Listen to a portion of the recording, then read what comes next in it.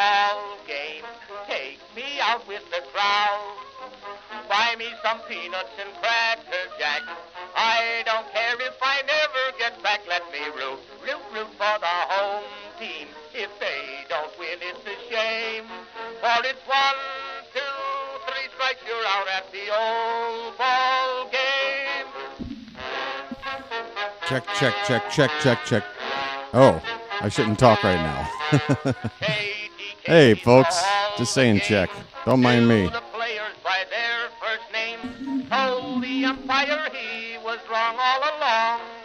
Good and strong. When the score was just 2-2, Katie Casey knew what to do. Just to cheer up the boys she knew, she made the gang sing this song. Take me out to the ball game. Take me out with the crowd. Buy me some peanuts and cracker jack. I don't care if I never get back. Let me root for the home team. If they don't win, it's a shame. For it's 1, 2, 3 strikes, you're out at the old ball game.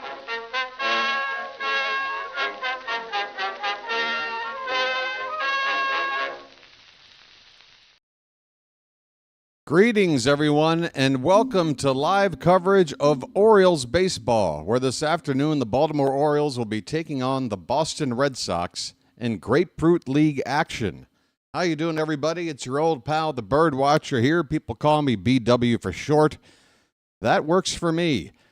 We are well into the spring, folks, and there's a lot of storylines to keep track of. The Orioles enter today with a record of 4-4. Same record as the Red Sox. These two teams matching up in the spring for the first time today. And in terms of pitching, this is the game you've got circled on your calendar because we've got it all today. We really do. Making their first televised debut for their new team this season in the spring. Starter today, Charlie Morton. 41 years old, I think he'll be when the season starts. He will be taking the ball first. Tomoyuki Sugano, the other major pitching acquisition in the offseason. He will also be pitching in today's ball game in relief. We'll see how long he goes. And then, boy, talk about a headliner to cap everything off. Felix Bautista, folks. The Mountain. The Mountain is back. Mountain, this is what it's all about. That's right. It's what it's all about today. Felix Bautista, for the first time since August of 2023, is going to throw baseballs as hard as he can in a competitive ball game.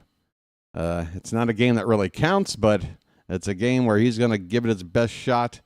And he has been recovering without any setbacks. This is it. This is his first appearance, and I can't wait to see him back out there. I'm going to be nervous. I got to be honest.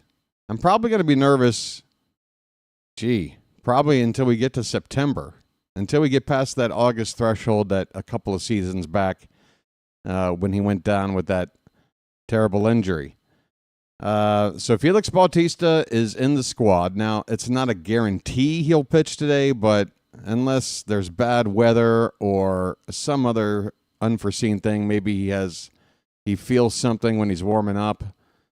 Unless something unforeseen happens, he should be in the ball game today, and that should be exciting. Also making his debut with the club in a televised game. He's been out with an illness for the past few days.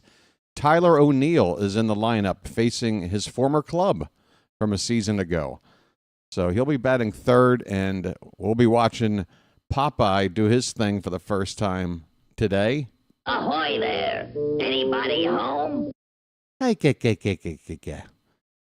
Let's go over these starting lineups, folks. But before I do that, just a friendly hello to those that might be new to the channel. Welcome in. This channel is dedicated to live coverage of Orioles baseball. I do play-by-play and commentary for all Orioles games. This is the second season that I'm embarking on. The first season in 2024 went fantastic.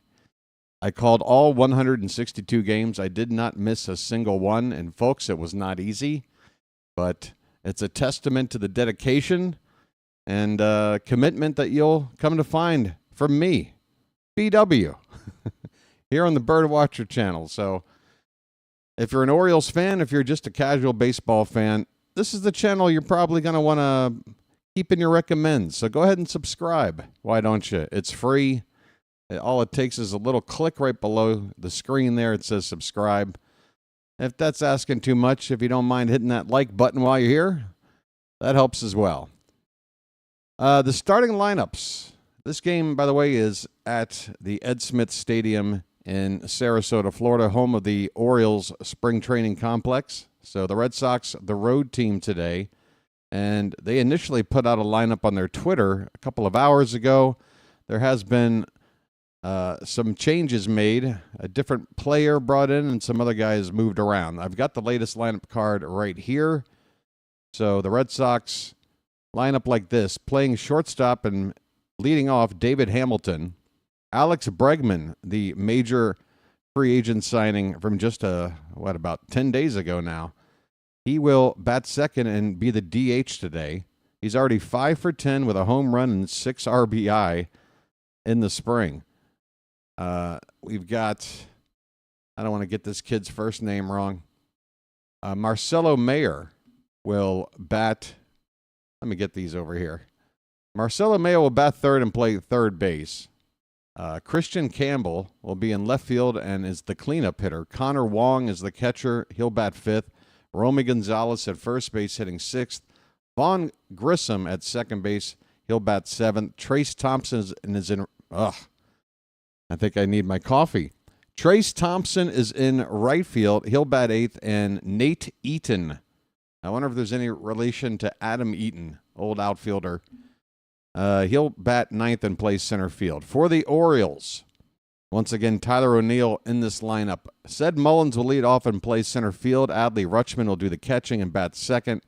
Tyler O'Neill is your number 3 hitter. He's in left field. Ryan O'Hearn is going to play in right field today and be the cleanup hitter.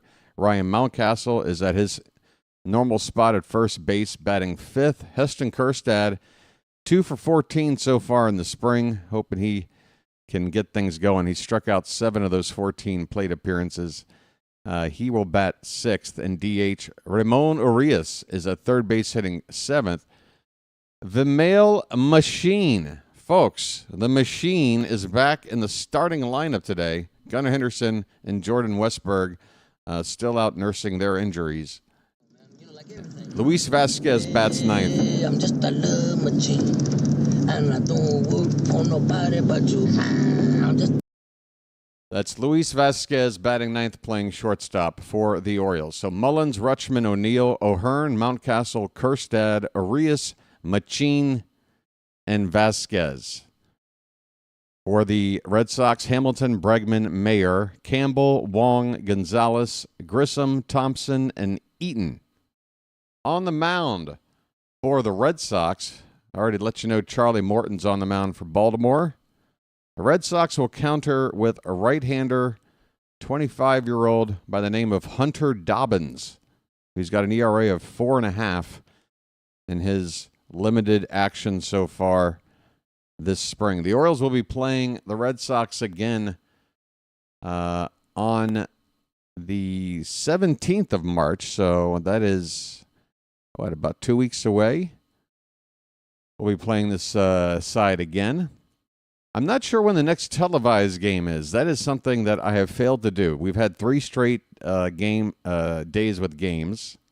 This is my 3rd straight night up from 1 a.m. till 4 a.m. to cover a ball game. So I've just been focused on doing those things. And I know that there's a built-in off day tomorrow. No games televised or untelevised. The Orioles will have a full day off tomorrow. And then I don't think they'll be televised Wednesday. I'm thinking either Thursday or Friday will be the next TV game. But do yourself a favor and keep track with the channel. Hit the notification bell. Never miss a ball game, okay? All right. It is now 1 o'clock. We should have first pitch in about 5 minutes. And I'm going to go ahead and make sure this ball game is up on my screen. as I am coming at you live from a long way away.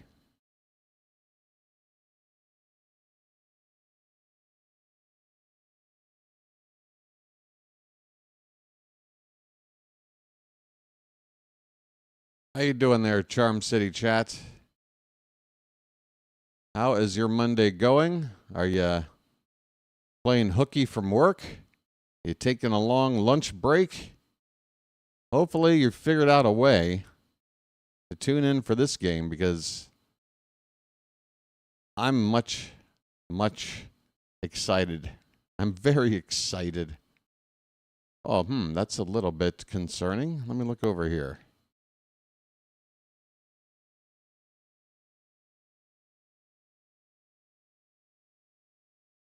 Let's see, we got Cooper, Fox, Baxter, Joshua, Robert in the chat. All right, the ball game is up on this channel. There's a little kid with an Oriole hat on, looking like the next Jackson Holiday.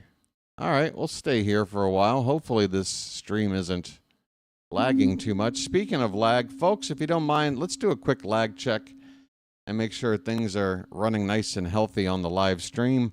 I'll say a number and just type it in as soon as you hear it. And then we'll get an idea of how much time there is between me speaking and you picking it up. The number to type in today is 4. Type in the number 4 and let's see what happens. That's in honor of number 44.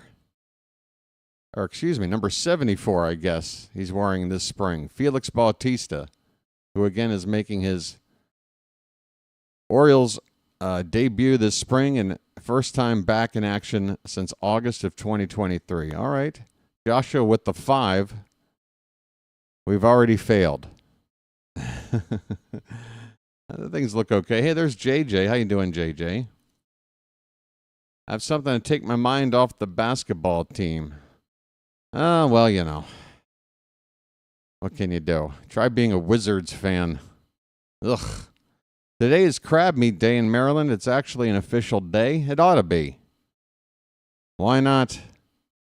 There's Tyler O'Neill out there in left field with a cutoff shirt, and my goodness, are his biceps corked? Somebody check his biceps for cork. This dude is jacked. Unbelievable. 2-time Gold Glove Award winner is Tyler O'Neill. Did you know that? This guy not only hits for power, this guy can play in the outfield. Now, those Gold Gloves came back in 2020 and 2021. He's put a lot more mass on, and it's taken away a little bit of his agility. It has to be said. It is also a question of whether or not his workout regimen, his weight training might have something to do with his tendency to get injured. Players that are a little too muscular tend to pick up a muscular injury of some sort a little bit more frequently. Tyler, you look jacked enough to me. I'd say cut out the weightlifting for now and just concentrate on the batting cage, my friend. There's Charlie Morton. Signed a contract back on the 3rd of January. This dude has been around the block. Folks, did you know this? Charlie Morton was born in November of 1983. Approximately 1 month after the Baltimore Orioles won their last World Series and pennant. That means there's nobody left who was alive playing baseball the last time the Orioles won a goddamn pennant. Can we do it this year? Please? People are going from conception to birth through childhood, adolescence, young adulthood. They become pitchers. They have a 20-year career, and we still haven't won. Oh, I'm sorry. I might have lost my composure. Forgive me. That's right. We can't have anyone freak out there, okay? We've got to keep our composure. We've come too far. There's too much to lose. We've got to keep our composure. Fair enough. Fair enough. All right, we should be ready for first pitch here pretty soon. I'll take you over to the scoreboard. It's not up to date yet. I got to wait for the first pitch to get the animated scoreboard up and running. Let's see if this game is...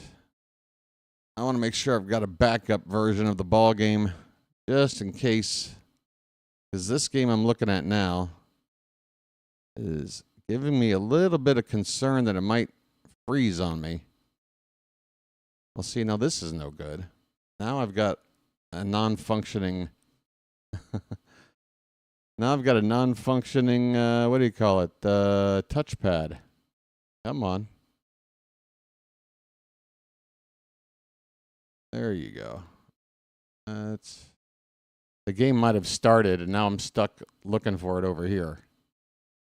All right. Wow. Okay, it's not there. Okay, folks. Another quick note. Gary Sanchez is out with an illness. Apparently, there's something going around the clubhouse. Whatever Tyler O'Neill had, it appears Gary Sanchez has it now. He's probably going to be out for a few days. Expect to see Adley Rutschman in the lineup. Again, there's no game for the Orioles at all tomorrow, so everybody will have a chance to get a little bit of rest. Charlie Morton is making his way in from the bullpen right now, if that is indeed a live shot. So he should be on the mound taking his warm-up pitches in just a sec. They've gone to a TV timeout. Right. Fitzy, you're not doing the game? Are you indisposed? Are you attending? Are you at an obligation? I hope so. I hope you're sneaking in a watch while you're supposed to be doing something responsible. Falco says, just want to say, don't let the trolls hate. I love your content and live streams. Anyone who says otherwise are either idiots or not educated. Yeah, I mean, I average one very articulate, very wordy troll a game here for the past week or so. And yeah, boy, they really take a lot of effort. So I don't besmirch them too much. You know, it's spring training. What are you going to do? But it's always the exact same message. I am apparently the absolute worst content that one can find on YouTube. And you know what? I say to that, I wear that badge with honor, because that is something. Considering there's about, 500,000 channels or so out there, to be able to say that mine is the absolute worst, I mean, that's an accomplishment, you know? I'm not just floundering in a sea of faceless channels. This channel's actually got something remarkable about it. Remarkably bad, but remarkable. So thank you, fan of the channel. Oh, boy. All right. Let's get this game started, folks. We're about to get going here. We've got the Red Sox, Alec Bregman, in the on-deck circle. He's due up second. David Hamilton will lead it off. And let me get some volume over here so I can hear the crack of the old bat and the pop of the old mitt. Soothing sounds for your boy. I don't hear anything right now. That's a little bit concerning. But I'm afraid to mess with the controls. Because if I'm going to hit... Well, wait a minute. Charlie Morton, last season with the Braves, made 30 starts, a record of 8-10, a 4.19 ERA, a 1.32 WHIP. Here comes the first pitch of the ball game, and it's popped up by Hamilton on the foul side of home plate. Adley Rutschman, near the Sarasota sign that's painted into the grass there, makes the catch. So a one-pitch foul pop-out to the catcher to begin the ball game for Charlie Morton. Morton has one of the better curveballs in the business, has had it for quite some time. He throws it about 42.5% of the time, along with a four-seam fastball, changeup, He throws a sinker and a cutter occasionally just to give his fastball a little bit of variety. But it's really that fastball, changeup, curveball combo, as this is a first pitch pop-up on the infield. First baseman Mountcastle backs out onto the outfield grass to make the catch. 2 pitches, 2 outs. Easy peasy, lemon squeezy. I mean, how easy is this? Defensively for the Orioles, O'Neill in left, Mullins in center, O'Hearn in right, Arias at third, Vasquez at short, Machine at second, Mountcastle at first, and Rutschman behind the plate. All right. Here is Marcelo Mayer. Left-handed hitting third baseman in the lineup today for Boston. I wouldn't expect him to be playing third base in the regular season. They've got a big question to answer there involving a couple of guys making a lot of money. Rafael Devers and today's DH, Alex Bregman. We got a 1-1 count on Mayer, and Morton delivers a pitch that is foul. Oh, that's a fair ball along the first base line. Mountcastle able to pick it and run to the bag to beat Mayer to win the inning. So a very easy, very quick inning for Charlie Morton. 3 up, 3 down. We go to the bottom of the first. Red Sox nothing, and the Orioles coming up. Folks, it's a breeze. This is a breeze. All right, how is this scoreboard looking over here? Let me get in here. Play with this a little bit. Is that ideal? I don't know. Give it a little more something at the top, but then maybe make it overall a little bit smaller. Get it out of the way of that sub count, something like that. I think that'll work. Folks, we got a Mayo for us, and the Red Sox have a Mayer for them, JJ. Mayer isn't going to be on the MLB roster to start the season. Well, again, if he's a third baseman by trade, I wouldn't expect him to, considering you've got a couple of guys that are combined making about $38.5 million a season. You got to figure those two guys out. Been telling you forever, Fitz. Devers got to move to first or DH or split time, do them both. Get out of Bregman's way. It's this isn't rocket science. Last time I checked, defense is just as valuable as offense. That's why I think, a guy like, I don't know, say Bobby Witt Jr. is a great player and Juan Soto is just a great hitter. There's a difference. He's a shortstop? Ah, okay. Well, he's playing third base today. You seem to have a lot of players that just play all over the damn place. You got your Raffaellas, your Vaughn Grissams. We got Sed Mullins ready to come up to hit first, folks. Good to see Mullins in the lineup. Well said, now you know what to do. And I'm told he knows what to do. Hunter Dobbins in the minors last season pitched to an 8-5 record in 25 appearances, 3.08 ERA, 1.26 WHIP. Right-hander, got that curly ginger hair. The Orioles, by the way, wearing their traditional home white jerseys, not their spring training look. This is their regular season look as Mullins looks at strike one. Said in his final year under contract as he fouls it back. It's 0-2. Seeing a lot of time at the top of the order with Gunnar Henderson out with I guess it's soreness is the official term in his right side. 0-2 pitch to Sed is hit on the ground weakly to second. Routine play over to first for out number one. Mullins retired 4-3, and that's how the bottom of the first starts. Sed did not know what to do. Folks, Adley Rutschman, he's had a great spring so far. Let the clutch out gently, okay? Taking the ball to the opposite field. Nice level swings. looking like the Adley we all know and love and missed in the second half of last season. He takes a pitch high for ball one on a check swing. He finished last year with a .250 average, 19 homers, 79 driven in. The OPS just over 700 when it was well above 800 for most of the first half. He takes a called strike here. The count 1-1.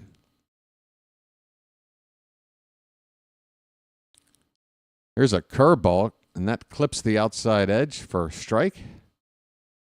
1-2 to Rutschman. One out here in the bottom of the first. Just getting started. No score. William, I can't imagine us giving said the money that he would want. I mean, most players, it just makes sense to take a look at free agency. As Rutschman gets into on the right field, that ball is up, and that ball is over the wall. See you later. Bye-bye, birdie. Adley Rutschman. Folks, if he's back, look out. My goodness.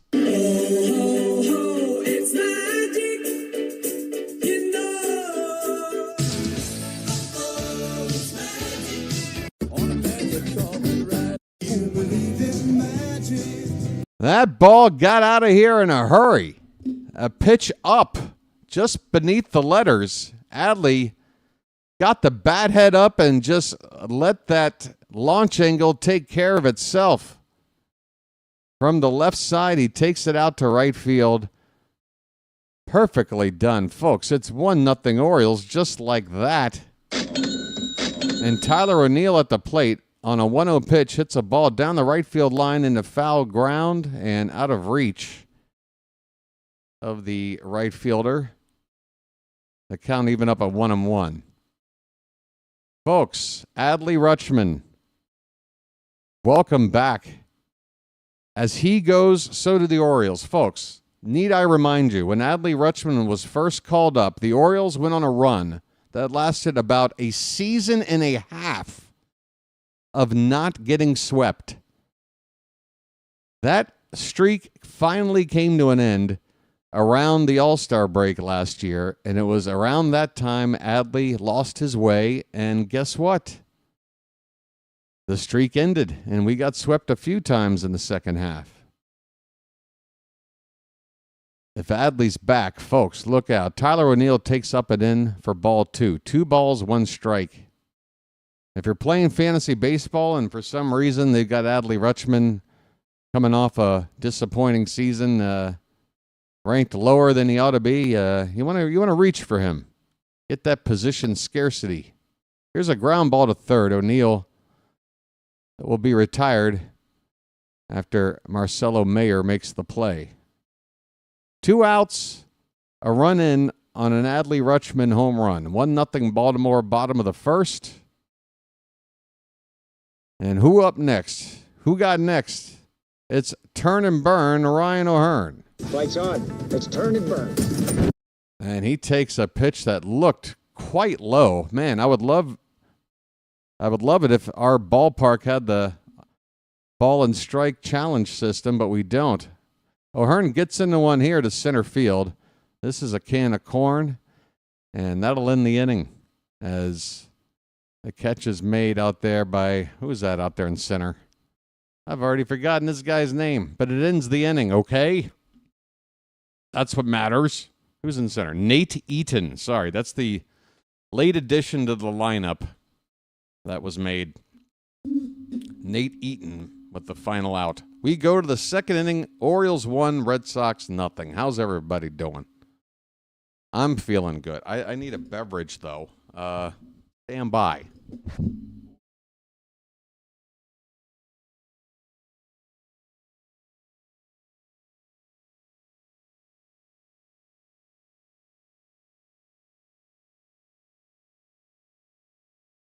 All right.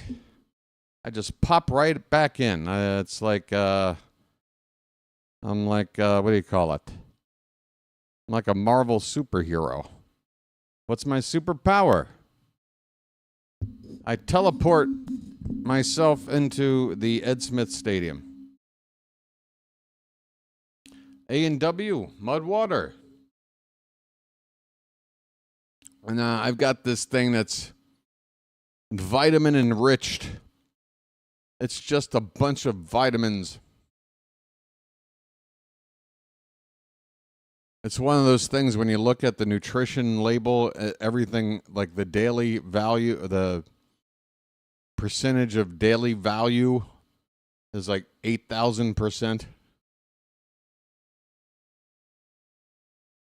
So I should be good to go for a while. I've even got a snack. Today's snack, I don't know, they're almost like graham crackers, I guess. But they're on standby. All right, Charlie Morton, let's get another inning. I mean, if we're stretching our pitchers out here, second appearance of the spring, you're thinking 3 innings from Morton. If we're going to get 3 innings from Sugano as well, and an inning from Bautista, that's 7 of your 9 innings covered right there. All right, folks, here we go. Second inning, and the first pitch is a little bit off the plate. Outside for ball 1. Started on the corner and then broke off. There's a called strike at the bottom of the zone. Count even up at a ball and a strike. Now, is that scoreboard giving you live animation, or is it just empty? It looks empty to me. 1-1 pitch is low and outside. 2 balls, 1 strike to Christian Campbell.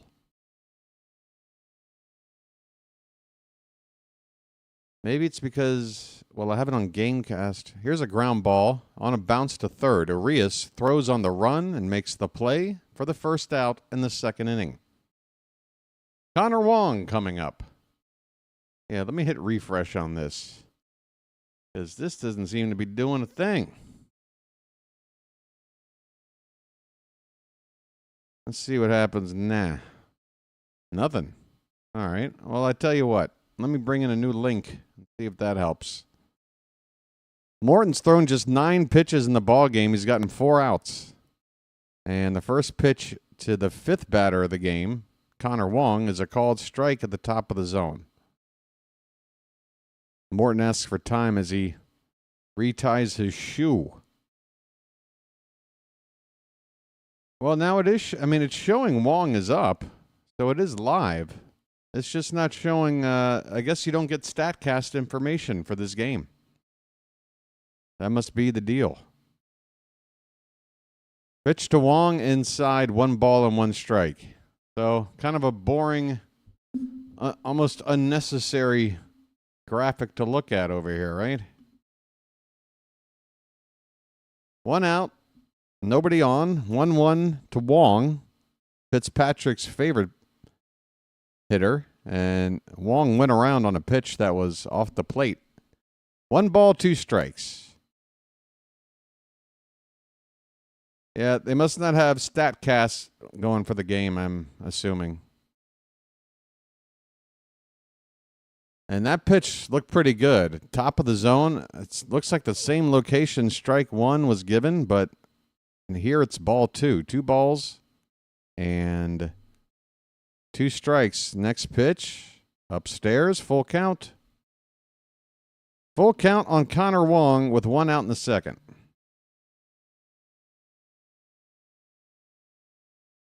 Streamline that a little bit.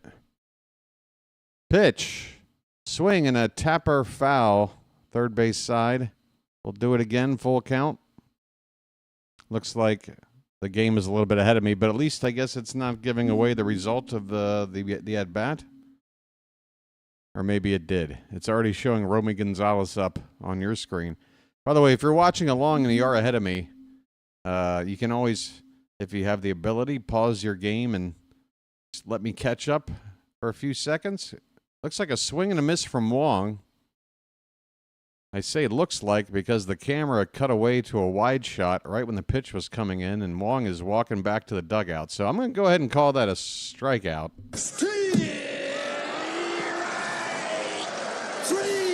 Well, y'all come back now, you hear? Romy Gonzalez taps one foul off to the left. I don't know if StatCast, like something like the automated balls and strike challenge system, that is only in particular ballparks. StatCast, I don't know if it's because of ballparks or because of the coverage, because I do believe we've done a game with StatCast already at home this spring. Here's a ground ball by Gonzalez, a worm burner in the right field for a 2-out base hit. So the Red Sox have their first base runner against Morton with 2 down in the second, and wouldn't worry too much about it. It wasn't hit very hard. Just a rolling grounder opposite side of the field. But there is a runner on, and there's a snap throw to first. And just getting back in there is Gonzalez. So, folks, if you don't mind, if you are watching the game along with me, how far ahead are you? Am I far behind? By the way, that check on the runner was awfully close. Awfully close. And a good snap throw from Morton. He's got a nice pickoff move. Here's Vaughn Grissom. He looks at ball one, a little bit off the plate. Outside, perhaps. Maybe a little bit low.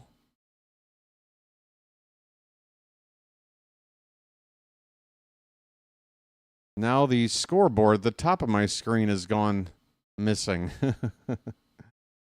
Why can't we have nice things? 2 balls and no strikes. And again, this is something I'm going to have to just continually update many times throughout the game during the season. But hey, if it makes things look nice for you guys, I'm willing to do it. 2-0 pitch is low and away, 3-0. 3-0 on Vaughn Grissom with 2 down, runner at first. And there's a shot of Tomoyuki Sugano in the bullpen. And again, the Orioles wearing their traditional regular season home jerseys. And seeing Sugano in that fit, looking pretty nice. This pitch is popped up and foul ground. First baseman Mountcastle, a few feet from the bag, makes the catch. He flips the ball into the stands for a souvenir. And the inning is over. We go to the bottom of the second. The Orioles have it 1-0. All right. Might be time for a lucky. I don't know. Third straight night. I'm still trying to get in the regular season form, and third straight night up at this hour. Feeling a little bit of the burn, I got to be honest. Feeling a little bit of the burn. In fact, I'm feeling the burn of this light, this ring light, burning right through my skin. There's probably some games that have started in Florida, and a lot of games out in Arizona coming up later. Keeping tabs. Yeah, the Rays are already up 1-0 on the Braves in the top of the second. Got your out-of-town scoreboard up there, scrolling along. Folks, please think about hitting that like button if you don't mind. It's just a quick gesture, but it goes a long way. Subscribing to the channel. Same deal. It's quick, it's easy. It's good for both of us.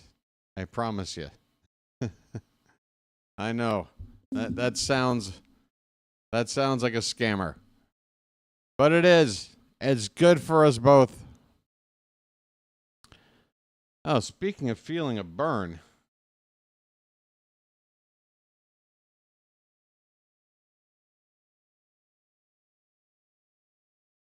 All right.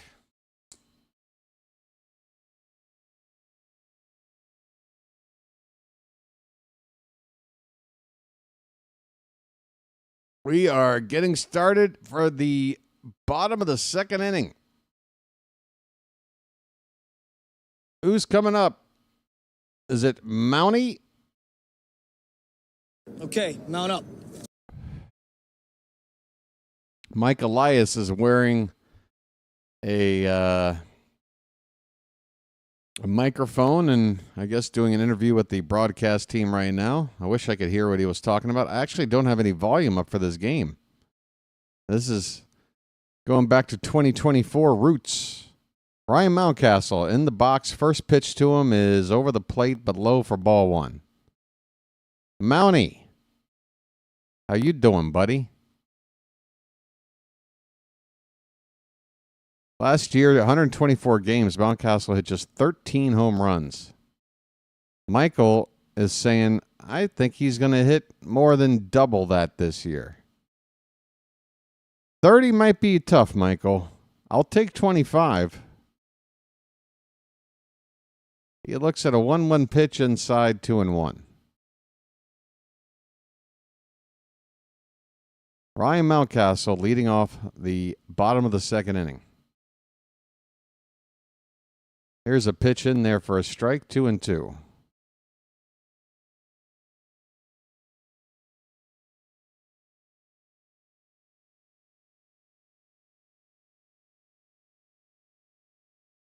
Dobbins gets the sign, goes into his kick, and that is grounded right back to Dobbins. He starts to jog to first, flips the ball to the first baseman, and that is the first out of the bottom of the second. Ground ball 1-3. Mountcastle retired. Due up next. Folks. Who's that? Is that who I think it is? Is that who I think it is? Folks, please. Quiet in the Charm City chat. Heston Kjerstad, first pitch swinging. Line drive, base hit in the left field. Kjerstad got a pitch out over the outside half of the plate and took it to the opposite field. Good approach. Aggressive approach. But also aggressive and patient. Because he waited for that pitch and then reached for it and took it to the opposite field. Nice piece of hitting. And he's got a big smile on his face. Ramon Arias, folks. I have a brother. He takes a look at strike one. Heston Kjerstad is standing at first base with one out. Ramon Arias at the plate. Next pitch from Dobbins is lined, and the third baseman, Mayer, snares it and throws it away. He tries to go to second for a force play to start a double play, perhaps, and that ball is thrown into the outfield. The Orioles will have runners at first and third as Arias will reach on the error. So Marcelo Mayer, who apparently is a shortstop by trade. Typically, a shortstop can handle third versus the other way around, but that did not look too good. Red Sox, once again, their defense, what are you going to do? I don't know, but hey, we got Ced Mullins. Well said, now you know what to do. Is that Ced? I can't even tell. It's not Ced. It's Machine. I'm sorry. I was like, wait, he can't be up already. Sorry about that, folks. I'm just a love machine, and I don't work for nobody but you. It's Machine, and he's got a 2-0 count right now. Folks, first and third, and a 2-0 count.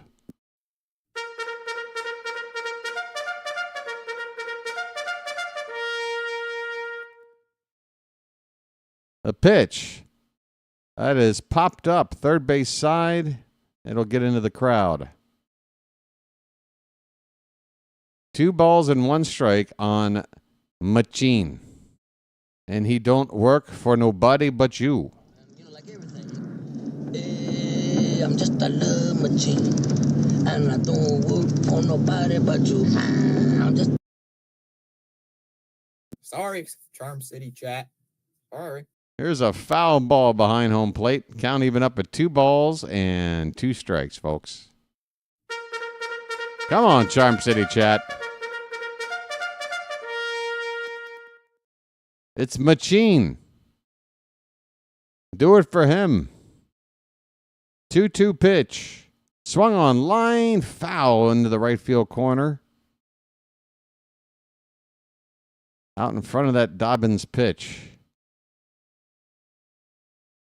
Come on, Machine.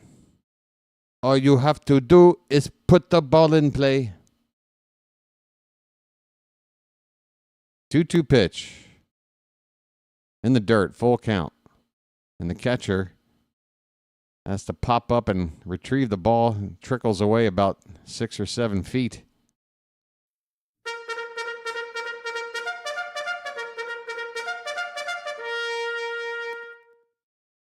Full count. 1 out, second and third. Arias, the ball got away, and Arias did take second base. I did not know that. Outside, ball 4, bases loaded. Let's go. I'm walking here. We got them loaded. We got them loaded for the number 9 hitter. Hello, operator, give me number 9. If you disconnect me, I'll kick you from behind the refrigerator. Was a piece of glass. Miss Susie sat upon it and broke her little. Ask me no more questions. I'll tell you no more lies. The boys are in the bathrooms, zipping up. Their flies are in the kitchen. Here's a ball in the right field. It's caught. And here comes Kjerstad home. The throw is not in time. Kjerstad scores on a sacrifice fly from Luis Vasquez. Make it 2-0 Baltimore. It's that easy, folks. It's magic, you know. It's magic. On a magic carpet ride. You believe in magic. 2-0 Orioles. We're back to the top of the order. Ced Mullins at the plate. And he gets into one. A curveball left out over the plate, deep into center field, and Eaton out onto the track in front of the 400-foot sign with his arm fully extended up. Makes a running catch. Boy, Mullins nearly got all of that one. Instead, it'll end the inning, but the Orioles add a run. With a little help from some shoddy defensive play from the Red Sox. After 2 innings, it's the Orioles 2, the Red Sox nothing. All right. All right, I'm going to attempt to get some volume on this game. I don't get it, though, because I had the volume. This isn't muted, right? This is up to 30. Yeah, you know what? I'm not going to risk it. It's spring training. I've weighed the pros and cons and have come to the conclusion that no sound is better than risking getting sound and losing everything. Calvin coming in with a TED Talk of a paragraph. What do we got here? I'm watching the game on ESPN. I'm surprised that ESPN is even showing baseball since coming back AZ 2 months ago. I renewed my D-backs season tickets, got spring training season as a bonus. It's like a bonus. Maybe they can, let me back in if I shoot the manager, kind of like a bonus. I've been working at the food way. Life went and got itself in a big damn hurry. I don't think they'll put up much of a fuss about me now. Huh? What? Sorry.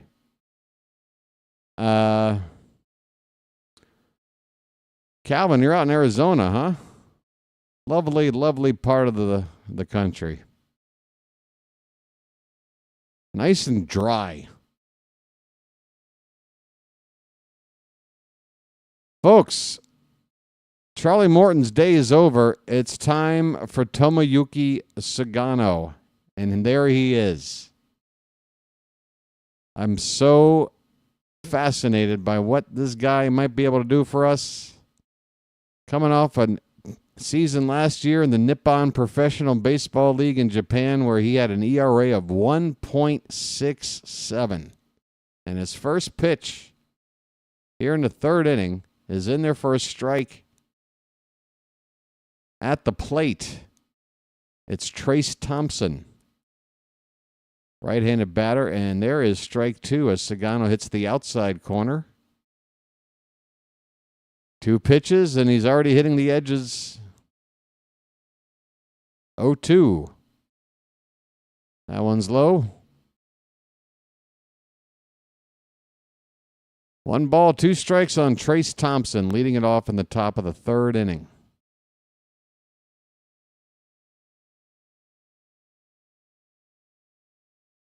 And that pitch is I believe, a check swing foul ball. The batter just barely turning himself toward the pitch, but it was a high pitch and it got a piece of the bat. 2 balls, 2 strikes on Thompson. Sugano. And he gets a pop-up on the infield. Look at that. A weak infield pop-up to second base caught by Machine for out number 1. I love it. I love it. So I'm looking at Sugano's delivery. A lot of Japanese pitchers have a funky delivery. You know, there really isn't a better word to use to cover all their bases other than funky. Usually there's some hesitation, a little bit of trickery. Sugano's got a bit of a hesitation in his windup, but it's pretty standard. Pretty standard windup. Here is Eaton now for his first at-bat, the number 9 hitter for the Red Sox. He's already got an 0-2 count as Sugano continues to throw strikes. The pitch off the plate outside, 1-2. There's no shame in having a dad bod. If you can do your job. That one's outside and low as well. 2 balls, 2 strikes. And that's what Sugano's got. Make no mistake. 2-2 pitch. Again, low and away. 3 straight misses to that spot. Has run the count full here on Eaton. Speaking of Eaton, where's that snack? Get it? Payoff pitch. Breaking ball, and that is ball 4. Pops out of the mid of Rutschman. But Sugano does what we expect him to not do very often, which is walk somebody. In his career, his effectiveness at keeping people off via the walk has been one of his strong suits. And last season in particular, he averaged less than 1 walk per 9 innings. He's given him up one here, though, to the second batter he's faced. And now he's given up a base hit through the hole on the right side. And going first to third is Eaton. So just like that, the Red Sox flipped the lineup over. Hamilton with a base hit into right field. First and third with 1 out for Boston. Now I am starting to get hot over here.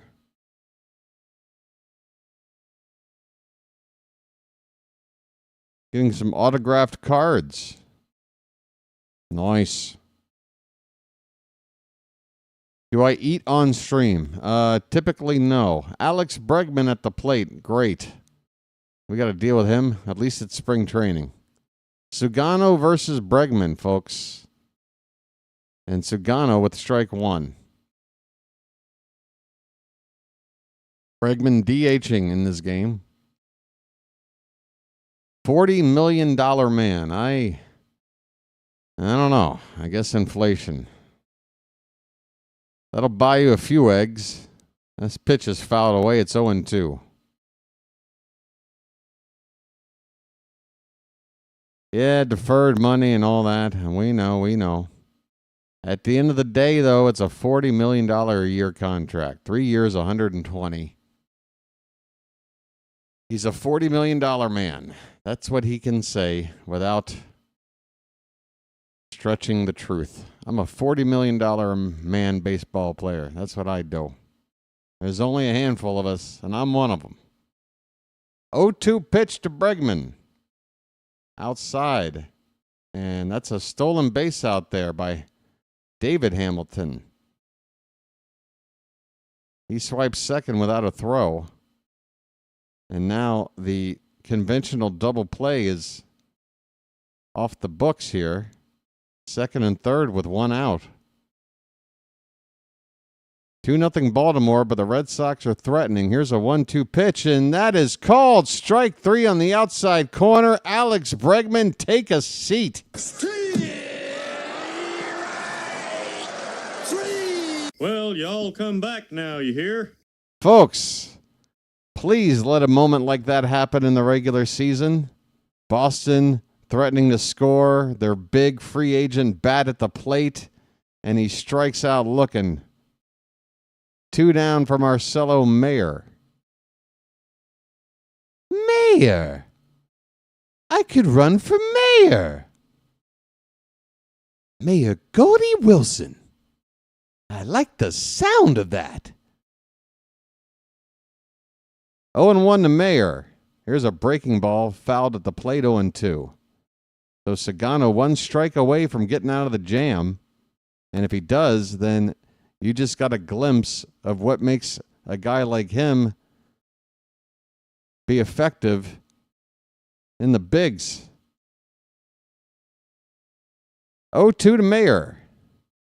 Low for ball 1. So it's been pretty standard for each batter Sugano's faced in this inning. He gets ahead of the batter. Then he starts throwing pitches off the plate, trying to get a chase. The 1-2. That's in there, called strike 3, folks.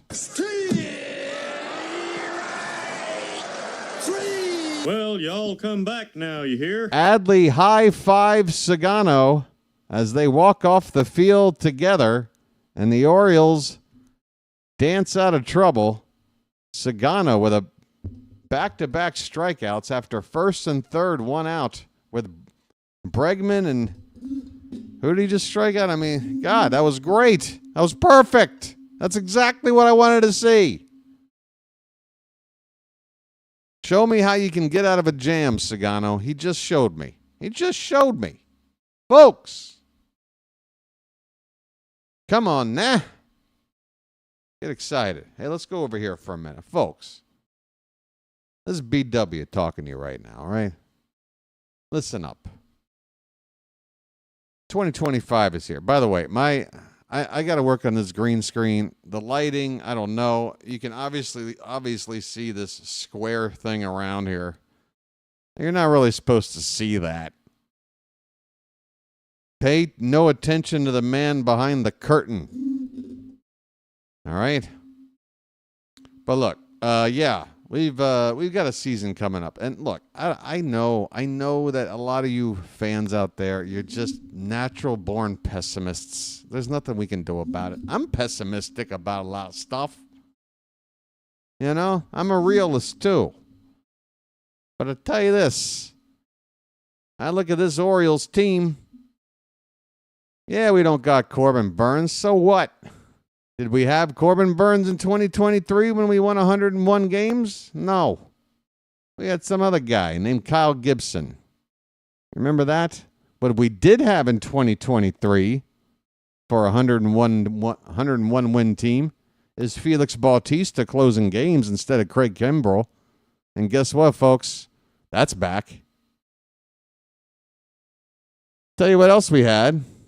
We had some real aggressive base running back in 2023 that I feel was missing last season. And so far in the spring, I'm seeing more of that again. I'm seeing Adley Rutschman play like old Adley. I am seeing signs of positive things, folks. Okay? By the way, I'm never going to blink again. I'm just going to be like this. Okay, I just blinked. That's tough. Here's Adley Rutschman. Let the clutch out gently, okay? We'll go back over here. Rutschman hit a home run his first time up. Ottavino, right-hander, is now on the pitch for the Red Sox. And that has popped up left side along the foul line and into foul ground. Mayer makes the catch for out number 1. Is this Adam Ottavino? Veteran relief pitcher Adam Ottavino? It has to be, right?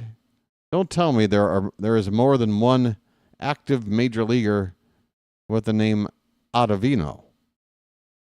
That's just too much. Here is Ramon Urias, and he takes a pitch well off the plate outside. This Ottavino wears 00. That's a choice. 00. In honor of Bluto Blutarski's grade point average, this pitch is fouled behind home plate for strike 1. 1-1 the count on Tyler O'Neill. Ahoy there! Anybody home? That's right. The incredible bulk at the plate. 1-1 count. Next pitch is way outside, 2-1. Charlie Morton being interviewed by the Masson broadcast team. Robert says, I'm going good. He can't stay for the whole game. He's feeling hood about the season. You feeling hoodwinked? Or feeling like you're in the hood, like East Baltimore? I know, feeling good. Hey, it is Adam Ottavino. Last year he was on the Mets. Made 60 relief appearances. There is a called strike 3 to Tyler O'Neill. And he has the body language of a man who thinks he was done wrong. Well, wait another year, Mr. O'Neill. We might have that balls and strikes challenge set up in play everywhere. Here's Ryan O'Hearn. Fight's on. Let's turn and burn. Ottavino with a pitch in the dirt for ball 1. Yeah, I got to say Ottavino's got to be around 37, if I had to guess. Came up with the Rays originally, right? I think when they were still called the Devil Rays. 1-0 pitch is in there for a strike. He's 39. Woo! Woo! I mean, he damn near went to high school with me then. He would have been in junior high when I was a senior anyway, in high school. 1 ball, 2 strikes after a foul ball from Ryan O'Hearn.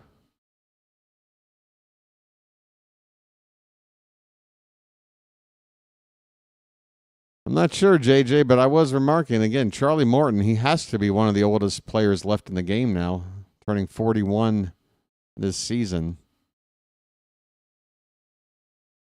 This pitch is inside 2-2, and he was born 1 month after the last Orioles pennant / World Series win. November 1983, the birth of Charlie Morton.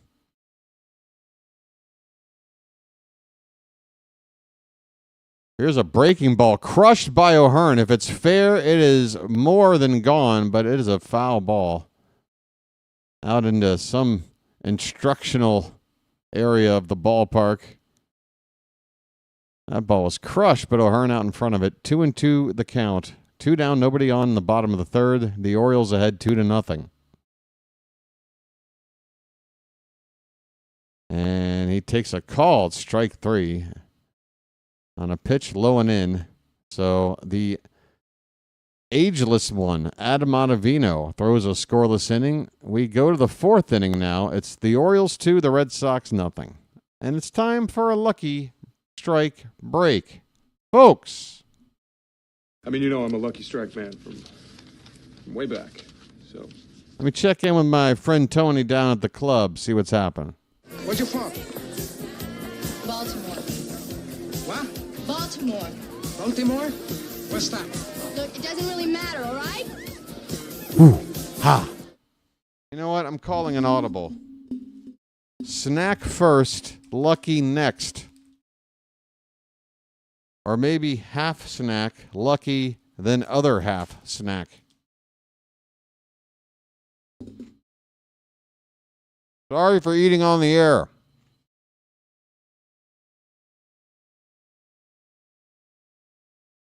I'm doing this for your benefit.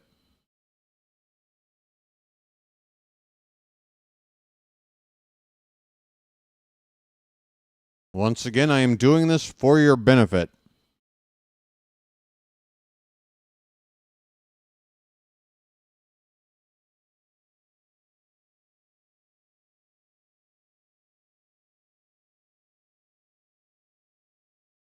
All right.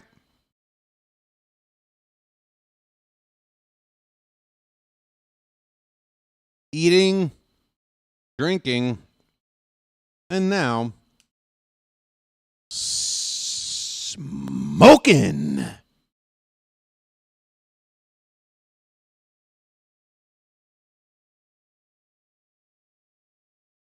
All right. All the vices are covered.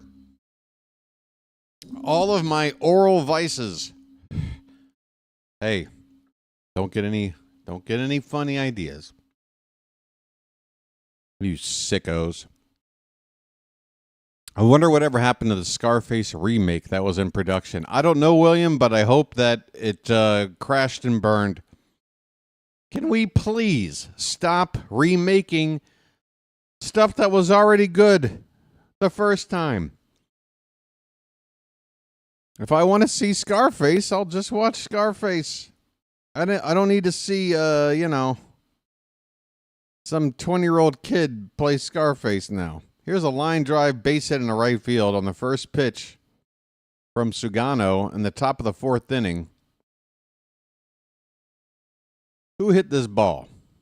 That was Christian Campbell for the first pitch base hit. So Sugano will once again pitch with the runners on base. Connor Wong due up now.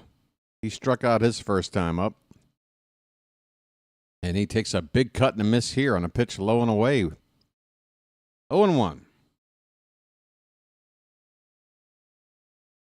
This beverage is too small. It's already finished.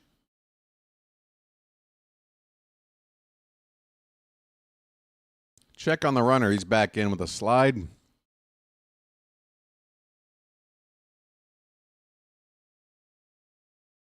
Connor Wong. I tell you what, if the Red Sox need a guy like Wong, then I don't want to be right. 1 ball, 1 strike.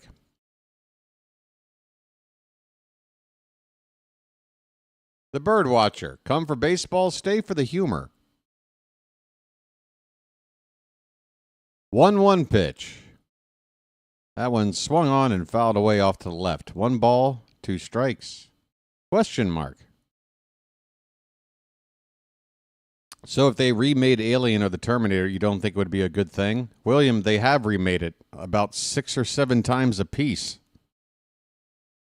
Alien Resurrection, Alien Covenant, Alien whatever. Like, they have. And Terminator, Salvation, Terminator Genesis, Terminator whatever. They have, dude. And they're not as good, are they? We aren't sitting here quoting those movies. We don't have fond memories. They're movies that you just digest and forget as quickly as you watched it.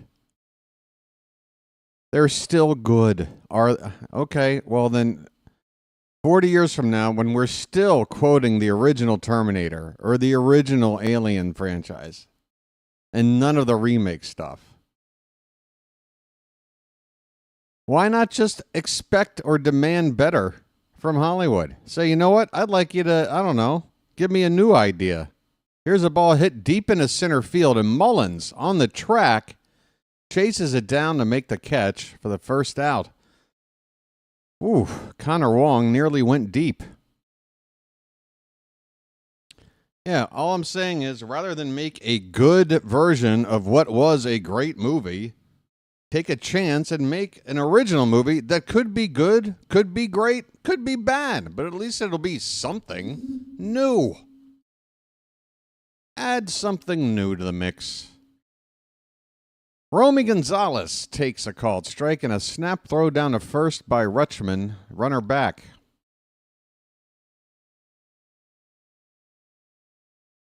You don't say, JJ. Hollywood wants to do what sells. Okay, well, that's a hot take, man. I know, buddy. I'm just busting your chops. This pitch is low. 1 ball, 1 strike. Romy Gonzalez. Romy was seen with Michelle at a recent high school reunion. There's a reference maybe one person will get in chat. This pitch is swung on and missed. 1 ball and 2 strikes.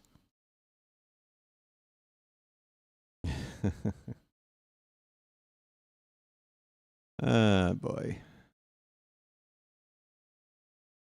By the way, Kevin Brown is doing the announcing. He finally gets to call a game. Here's a ground or a short hop liner to second base, and going to ground, popping up and throwing to first in time is Machine. Nice play.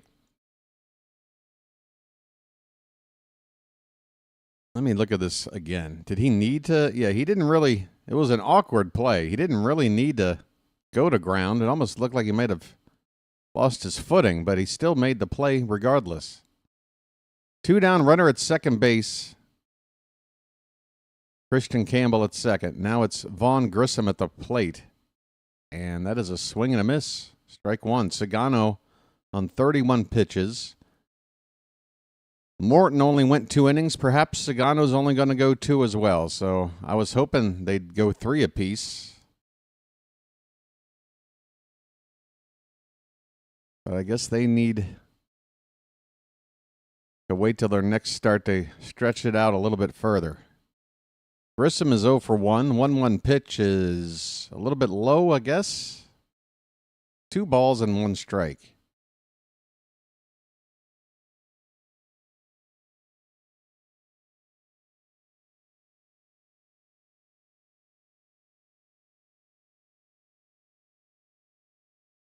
The 2-1 swing and a miss, or did he foul tip it?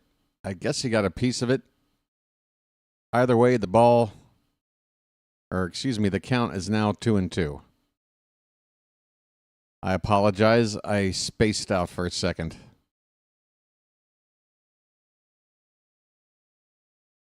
Two balls, 2 strikes, 2 out. The pitch. That one's hit on the ground. 1 bounce to Arias. He picks it cleanly, throws to first, and this inning is over. Sugano with a pair of scoreless innings. Morton with a pair of scoreless innings. Folks, we are 1 inning closer to seeing the Mountain make his return.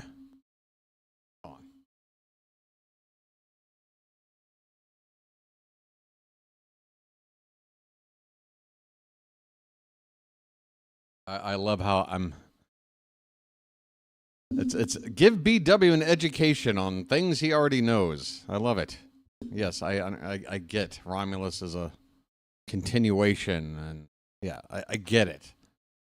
The point is, when they make a movie like Alien or Terminator, okay, the originals, they aren't sitting there going, yeah, this is only the beginning of an 8-movie story that's going to just go off on the 5 different tangents. And what? No, they just invent a way to build off of a an intellectual property. And, sometimes it works. Sometimes it's okay. Sometimes it's done with good intentions. And you come up with something nice.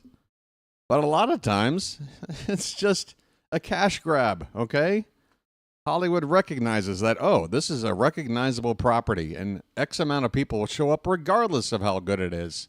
So just make it. And then you start making compromises. The director gets their balls cut off. So you get a movie that can be appealing to everybody, and what you wind up making is a movie that is just sort of surface level. Again, they're movies that you just forget. You forget them. They just go away in your mind. They don't stick. They don't stick around. For the most part, there's exceptions. Okay, folks? When I sit here and I give you opinions, there's usually exceptions to everything. All right?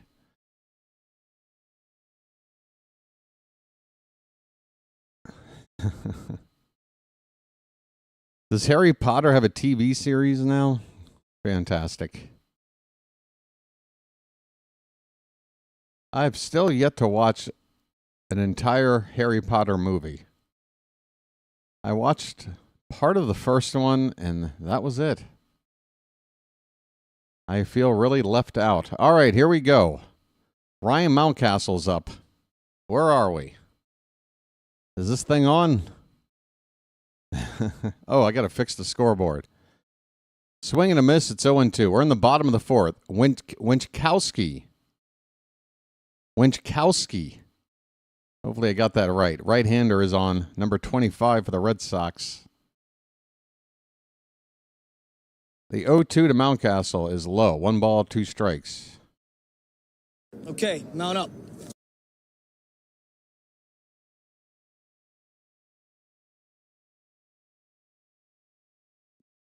Winchkowski last season made 40 appearances, 6 starts, record of 4-2, 4.14 ERA, 1.41 WHIP. Heston, oh no, it's still Mountcastle. And that's a line drive into the opposite field. It gets down for a base hit. Folks, Ryan Mountcastle leads off the bottom of the fourth with a solid single to right field. We've got a base runner.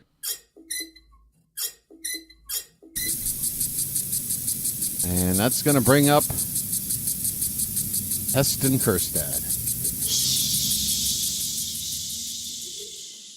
That was nice. Somebody shushed the sprinkler quiet.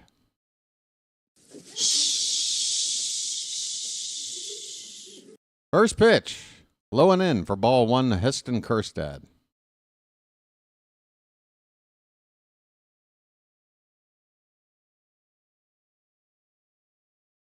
Hunger Games, a direct ripoff of Battle Royale, an original Japanese movie from 2000.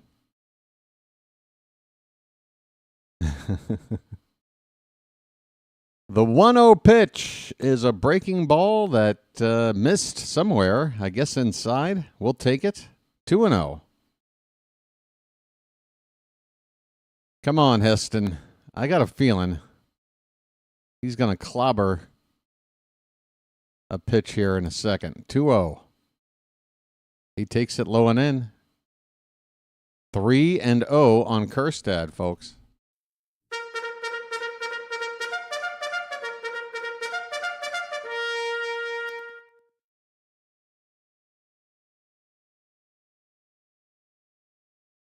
I know Silent J is up. The bugle is the one exception. My voice and the bugle. There is a strike. Kjerstad taking all the way. 3-1 the count.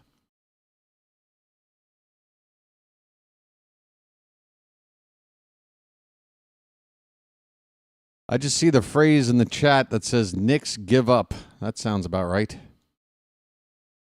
3-1 pitch. Low for ball 4. Take your base, Heston. I'm walking here. Winchkowski has come in and allowed the first 2 batters to reach base. 2 on, nobody out. Ramon coming up. Urias, that is. Where you at, buddy? I have a brother. Yes, you do. Another Charm City chatter being kind enough to point that fact out to me last year. Did you know Ramon Urias had a brother? Arias reached on a fielder's choice error in the second, 0 for 1.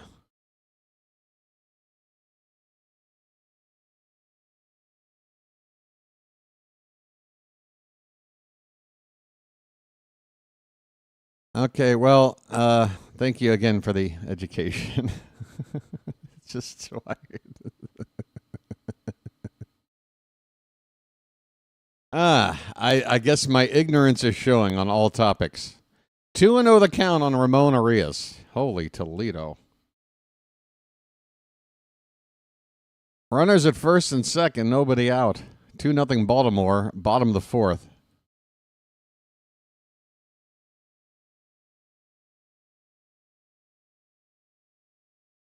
And that pitch is lifted in the air off the end of the bat. Not much juice on it. It'll be caught out there in center. Let's see if the runner can tag. He will try, and the throw to third base is not in time. So nice piece of base running by Ryan Mountcastle.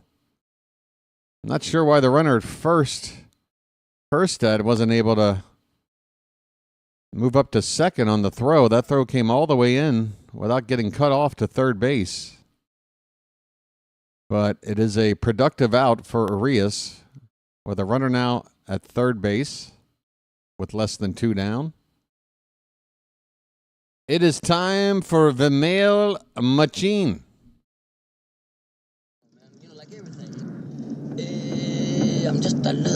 There goes the runner. And Kerstad's going to be safe. And the ball is thrown into center field, allowing Ryan Mountcastle to walk home. And the Orioles now lead it 3-0 on some more bad defense from the Red Sox.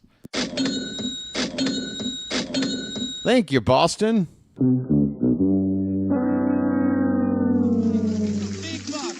buck, stop it all.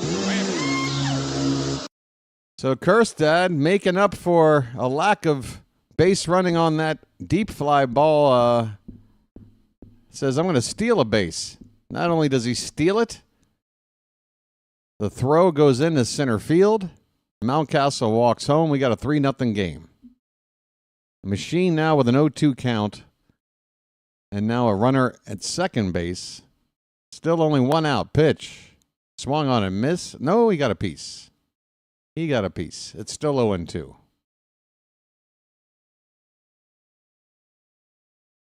Where's my boy Thomas Fitzpatrick at? What's going on with this Red Sox defense, man? Sorry, Charm City chat. Sorry. All right. I forgive you. Sorry, Charm City chat. Sorry. Okay, Fitz. I hear you. This pitch is in the dirt. 1 ball, 2 strikes.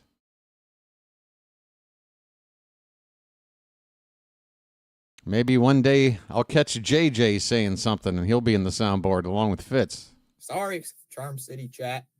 Sorry. By the way, special thanks to the person who turned that into an audio file for me. I can't remember who did that. Pitch in the dirt. 2 balls, 2 strikes. To Machine. And he don't hit for nobody but us. He's just a hit machine. 2-2 pitch. That's hit on the ground. And through. A base hit for Machine. Kerstad rounds third. He'll come home without a throw. It's 4-0. Folks. Splash it up. We're scoring. Splish, splash, I was taking a bath. Oh, ho, ho, it's magic, you know. Oh, it's magic. On a magic carpet ride. On a magic carpet ride. You believe in magic. Folks, it's getting wet around here. I might need a slicker. 4-0 Baltimore. Where's my boy Fitz? All right. Who got next? Runner at first, 1 out. And it's Luis Vasquez at the plate. He takes a called strike. A run in the first, a run in the second, now 2 here in the fourth. The Orioles offense, without the likes of Gunnar Henderson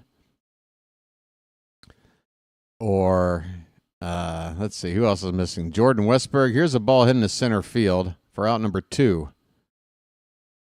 Hit right on the line, but right to the center fielder by Luis Vasquez. Back to the top of the order. Sed Mullins is coming up for the 3rd time in 4 innings with 2 down, runner at first.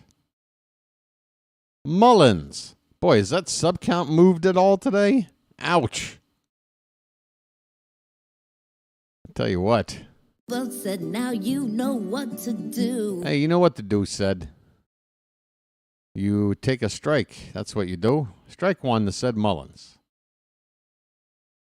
Blue Jays have a 3-0 lead on the Tigers in Grapefruit League play. Just saw that flash up. Check on the runner at first, back in. Well, thank you, Dan. Folks, if you don't mind, as long as you're here and hanging out for some free content, commercial-free content, might I add. Oh, you might get an occasional 5-second ad that you just click out of. No big whoop. But yeah, hit that like button. Folks, Felix Bautista is in the bullpen right now. We might be seeing him in the next half inning. Number 74 appears to be set to come on in a couple of minutes. The 1-1 pitch to Mullins is popped up on the infield. Shortstop looks to have it near the second base bag, just in front of the bag, makes the catch, and the inning is over. But the Orioles put up a pair of runs. They double their lead. It's now 4-0. And as we move on to the 5th inning, making his final warm-up toss in the pen and making his way out onto the field, folks, it's mountain time. Mountain, this is what it's all about. Folks, it's mountain time. Close the door. Close the door. Close the door. There he is. There he is, rumbling his way onto the infield dirt. Commercial break. Oh, my goodness. I just got a half chub. The hat says the mountain is back. You know what? It might be time. It might be time.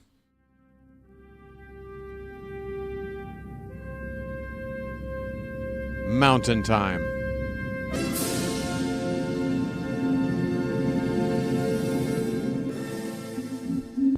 All right. Let's go. Now, folks, I see your mountain, Baxter, and I'll raise you a special BirdWatcher members only mountain. See, it's got the sun behind it and everything. It's mountain time. You got mountain emojis in your chat. There you go. There you go. You see? Boy, I tell you, these emojis, they need to up their game. I did a lot of looking around to try to find some special emojis, and man, I wanted to find a nice mountain. That's the best I could do. I tell you what. But hey, I'll take a crappy emoji and a good picture versus the other way around. Wait, did my stream freeze? Don't you dare freeze on me right before Bautista's about to pitch. Don't you dare. Are you serious? I didn't notice because... Oh, okay, here we go. We're back. Oh, my God. Don't do that to me. Here we go. Felix friggin' Bautista. First pitch is a strike. And we've got no StatCast to tell us how fast of a pitch it was. Bautista back in 2023, 56 games, a 1.48 ERA, a .92 WHIP. And opponents hit Just a ridiculously low average. What was it? It was like 100 something. It was ridiculous. One of the best bullpen arms in the business when he's right. He's got an 0-2 count on Trace Thompson here, leading off the top of the fifth. And that pitch is low and outside. 1-2.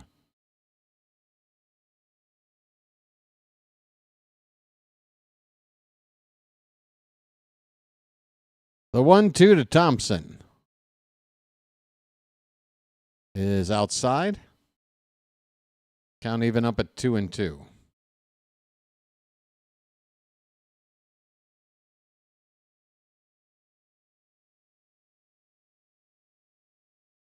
I'm just silently watching. Here's a, what was that pitch? Got away from Bautista, up and in. We got a full count.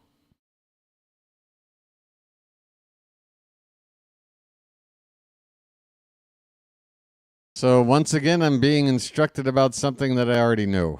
And then it's learned that we got strike three. Folks!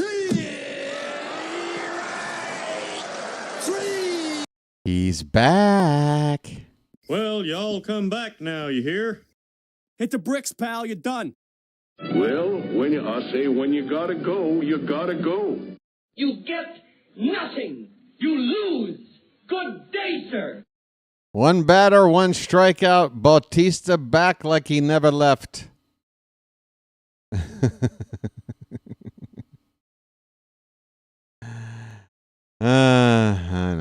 know. It's been an interesting chat so far. That's all, you know. It's just been interesting. A lot of input. Eaton at the plate. 1-1 the count.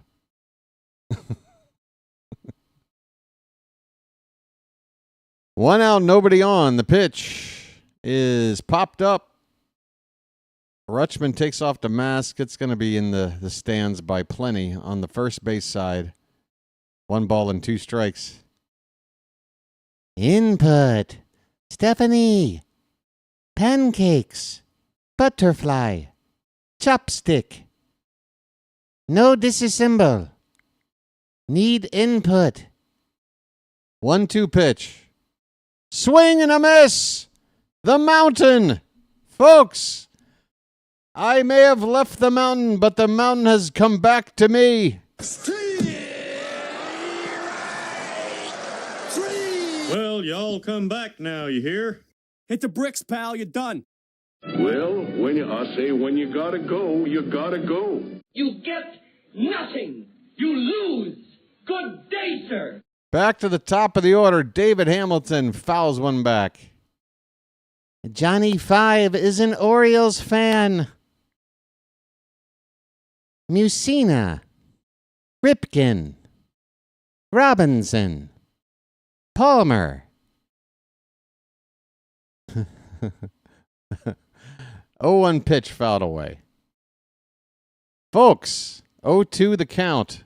Felix Bautista has thrown 12 pitches. So far, so good. One more strike and he'll get the side. 0-2 pitch. Hit on the ground. Weakly to third. Arias up with it over to first in time. Felix Bautista, welcome back. And Adley Rutschman puts his arm around him. How about that, folks? You think we don't have a team? And look at the fans on their feet giving an ovation to Bautista. Folks, we've got a smart franchise and we got players who care about each other. I don't know what to tell you. We got smart fans. We got good players. We got a good team. We got a good team here. I like watching these guys. I don't know about you, but I like watching these guys. The hat. When you face the mountain, you pay the price. That's right, folks. It's like going to a national park. You know, you go to a national park with you go to check out a mountain, and you got to pay a fee. You got to pay a toll. You got to, for park services. You understand? Maintenance, upkeep. A remake of Short Circuit. All right, you know what? If you want to remake Short Circuit, go ahead. Make a movie about how just crazy it would be for a robot that talked that just futz around New York or whatever. But I tell you what, by the time I got to Short Circuit 2, when that robot is on a when he's on a parachute, that's when I checked out. Talk about jumping the shark. All right. Adley Rutschman's going to be due up in the bottom half of the 5th inning. Had you decided who starts game 1? There's no reason for me to change my opinion, which is, like you're saying, it's down to 2 guys. And my opinion is that Grayson is the guy the Orioles want to give that honor to because he's the guy they want to turn into the ace that we don't currently have. Whereas with Eflin, he's in the final year of a contract. He may not have a future beyond this year. You want to give the honor to a guy that you plan on being around for a while. Generally. But if Grayson, say in his last 2 spring appearances, looks terrible and Eflin looks fantastic, you might make a case for Eflin. But at this point, I'd say Grayson. All right, we got Adley Rutschman at the plate, and he takes inside for ball 1. Winchkowski's out for another inning of work. He's thrown 23 pitches. He's given up a couple of runs. I don't know if they were I don't think they were I can't speak. I don't think they were both earned, though. Holy cow. They were. Both runs were earned. So there you go. My goodness. Mushmouth making a special appearance on the BirdWatcher Channel today. 2-0 count to Rutschman is low for ball 3. Let the clutch out gently. Let the clutch out gently, okay? Adley 1 for 2 with a solo shot back in the 1st inning. 3-0 pitch. Inside, take your base. Folks, I'm walking here. Folks, hold on. Message for you, son. We got a Message for you, son. a bright yellow message coming in from Play-by-Play with JJ. JJ, now, come on, buddy. I remember you got me a donation. What was it, like the last stream of last year? You're already donating again, man. That's too nice. That's too nice. But I accept it. I accept it with honor, sir. Thank you so much. And I want to thank you very much for that. I really do. Here's some more entry for the Mountain Park. Just kidding. It's for you, man. Always awesome. I think always awesome is what that's supposed to say. Job as always. Or maybe always. Either way. Tyler O'Neill, folks, I missed it. A base hit in the left field, it looks like. So, and he's going to be lifted for a pinch runner straight away. So this will be the last trip through the order for the starters. They are getting lifted now. Let me take a look at all this. Once again, thank you again to Play-by-Play with JJ. And JJ, please. This is true not only for this broadcast, but, you know, once every time you pop in, drop a link to your channel. And I would advise you folks, if you're watching me, if you enjoy my content, you'll certainly enjoy JJ's as well. He covers Philadelphia sports. Your one-stop shopping for all things 76ers, Phillies, Eagles, and maybe not the Flyers, but hey, 3 out of 4 ain't bad. Ryan O'Hearn got a 1-1 count. Lights on. Let's turn and burn. I mean, I only do one. I do one team, one sport. I'm a one-trick pony over here. First and second, nobody out, bottom of the 5th. The Orioles looking to add some more runs on here. O'Hearn hits one in the center field. It's going to drop in there, folks. And here comes a throw into third base, and that throw is wild. And the runner creeping up the third baseline, is going to stay put. Folks, the bases are loaded. There is nobody out. The line keeps moving. Fight's on. Let's turn and burn. Well, there you go. More Flyers coming up next year. So I apologize, JJ. Didn't mean to sell you short. How about this? Peace, love, dope. Now get the hell out of here. All right, we got more pinch runners coming into the ball game. Let me see if I can keep up to date. So Taron Vavra is on the pinch run for Tyler O'Neill. He's now at second base. Daz Cameron on the pinch run for Ryan O'Hearn. He's on at first base. The bases are loaded. There's nobody out. Ryan Mountcastle, excuse me. Who's due up? Should be Ryan Mountcastle, right? Mountie, are you up?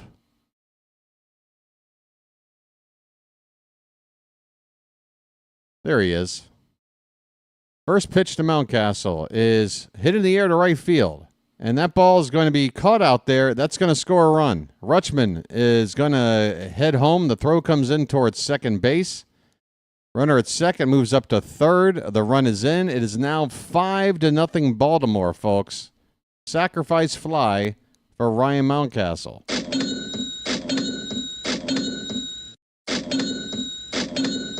First and third, one away.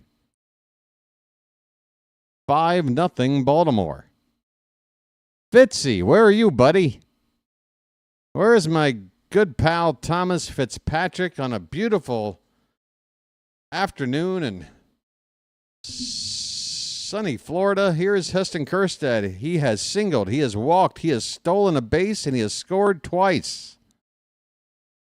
And he takes low for ball one here. Folks.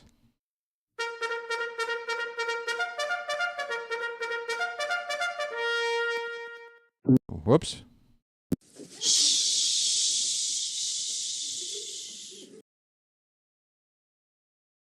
1-0 is low. 2-0. 2-0, folks. Let's get Kjerstad going. Already a productive day. This will probably be his last at bat. He is the DH, though. There's a chance he could stick in the ball game. I say keep him in there. 2-0 pitch. That one's hit on the ground. Foul ball. Chopped foul off to the right.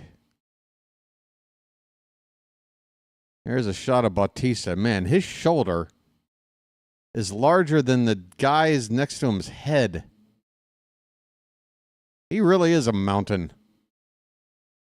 Felix Bautista was terribly overlooked as a member of the cast of Game of Thrones in some capacity. He would have been a badass. 2-2 the count. The early years of the show, you know, before that show went stupid. The 2-2 pitch to Kjerstad is fouled away off to the right. We'll do it again.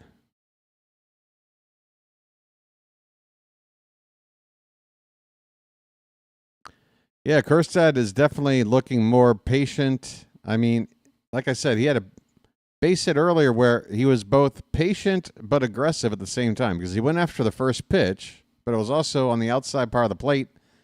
Instead of trying to pull it, he went with it. So he waited back on it just a little bit. He's looking good right now. He's looking locked in. And that ball's hit hard on the ground, but it's right to second base for a tailor-made double play ball. And that's what we got. 4-6-3, double play to end the inning. Unlucky for Kjerstad.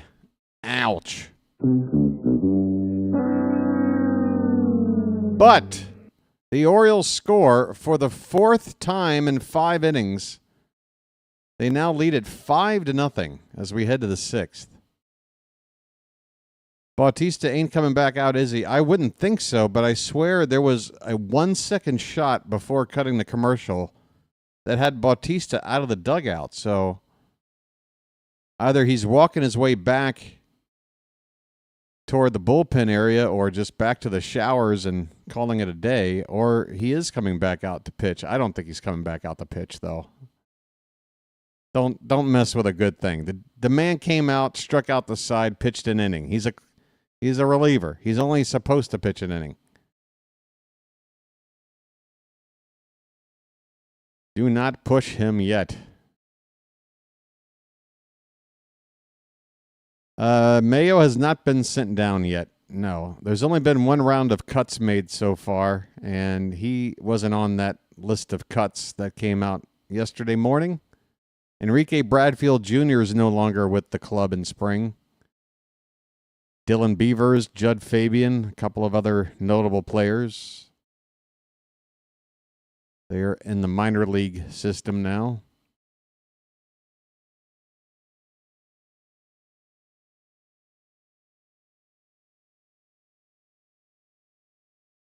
Who do your Phillies got? Oh, Matt Bowman's going to come out?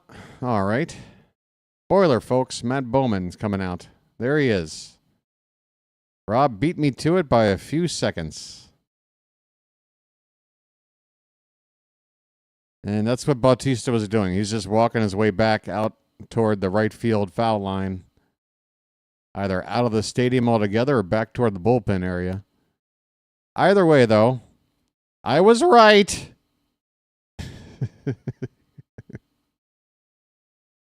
What stinks is I'm going to be wrong a lot.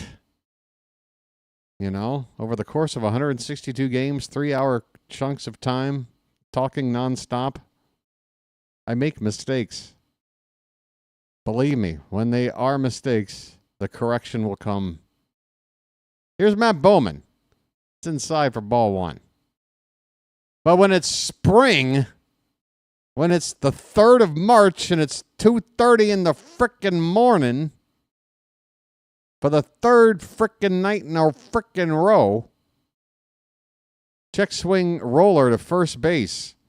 And Kobe Mayo is into the game at first. He picks it up and takes it to the bag himself for the first out.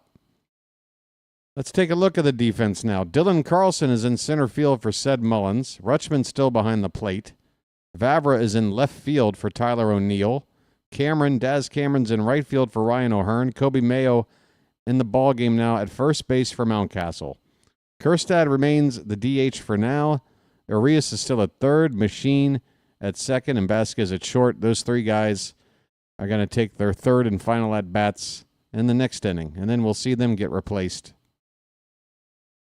Here is Marcelo Mayer. He looks at a called strike from Bowman.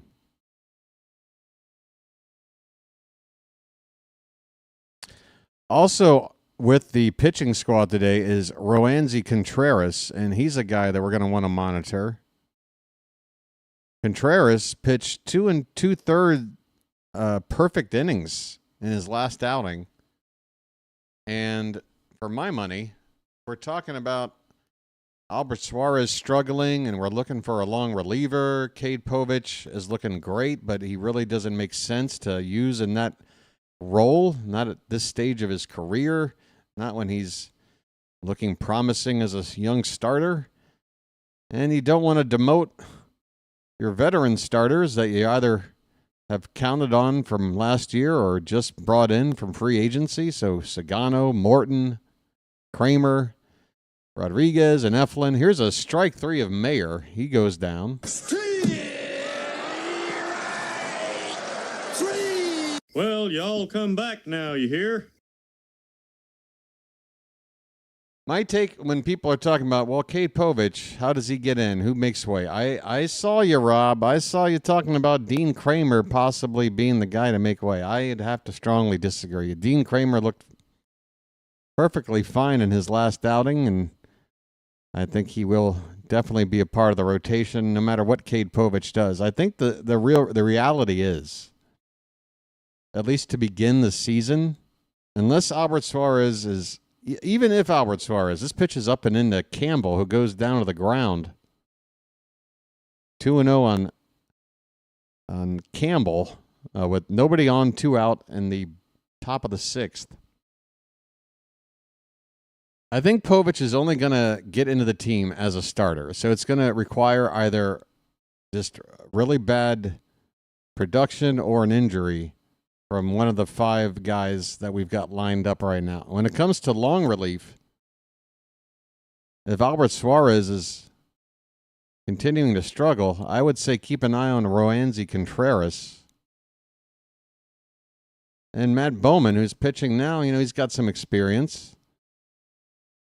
He could possibly be a guy. The Orioles could also say to themselves, well, early on in the season, we've got a lot of built-in off days. We may not necessarily need a long man in the bullpen. We could get by with just another middle relief bullpen arm. But yeah, as much as I want to see Cade Povich succeed and look as good as he did in his last start and give us a reason to want him to make the rotation, I just don't see how he's going to do it to begin the season. Unless, again, there's an injury. Now, if Sugano or Morton, if somebody goes out there and after 3 or 4 starts is looking not too effective, then that's when you make the move for Povich. You have to make a decision. You're going to have to cut somebody. Povich is the guy that can be moved back and forth from AAA. These other guys can't. So that's another part of the decision-making process. And I know it can be frustrating for fans because obviously you just want the best person available, whether it's a bat or an arm or a glove. You just want the best. Well, sometimes as a general manager, and you got to sit there and look at your team and go, well, this guy's the best, but this guy's close to that guy, and that would allow us to keep both guys around, and that makes more sense. By the way, the inning is over. I apologize for completely spacing out. The Red Sox have made the final out. I can't tell you how. I think somebody struck out. Was that Blake Sable? Wait a minute. Now, he's in the game now for Wong. Campbell struck out. I don't know. This strikeout is for a previous batter.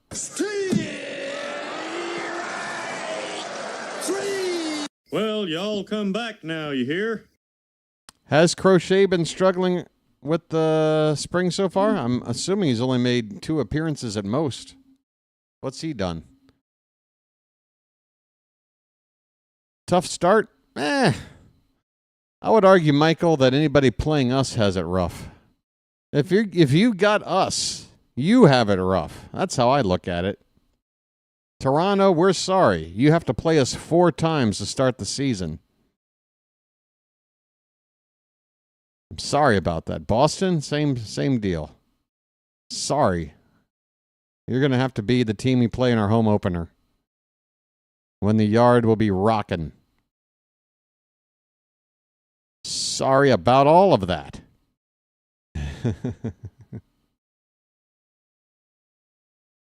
Oh, boy. Science and Kirk. When you have a phone, you have a lawyer. Science and Kirk. Holy cow, I've been seeing Science and Kirk ads since I was a wee lad. That's right, Ryan Mountcastle. He's got a special passport when he crosses over into Canada. People recognize him for carrying a deadly weapon, his bat. All right, Ramon Arias leading off the bottom of the 6th. He goes after the first pitch. Newcomb is the new pitcher on for the Red Sox, and this ball is in center field. Can of corn out there for out number 1. Ramon Arias barely had time to say hello. I have a brother. 1 away. Yep, we'll have to say hello to our dear friend. I'd say old friend, but it's only been a couple of months. Sean Newcomb, the left-hander on for the Red Sox, throws a pitch a bit low for ball 1, I suppose, to the male machine. Oh, this might be the last time I ever get to play this button. Hold on. I'm just a love machine, and I don't work for nobody but you. I'm just... Yep, I'm going to get as much mileage out of that as I can. Pitch in the dirt. 3-0 the count on Machine. Scoreboard went away. Let's see if I can get it back. There we go.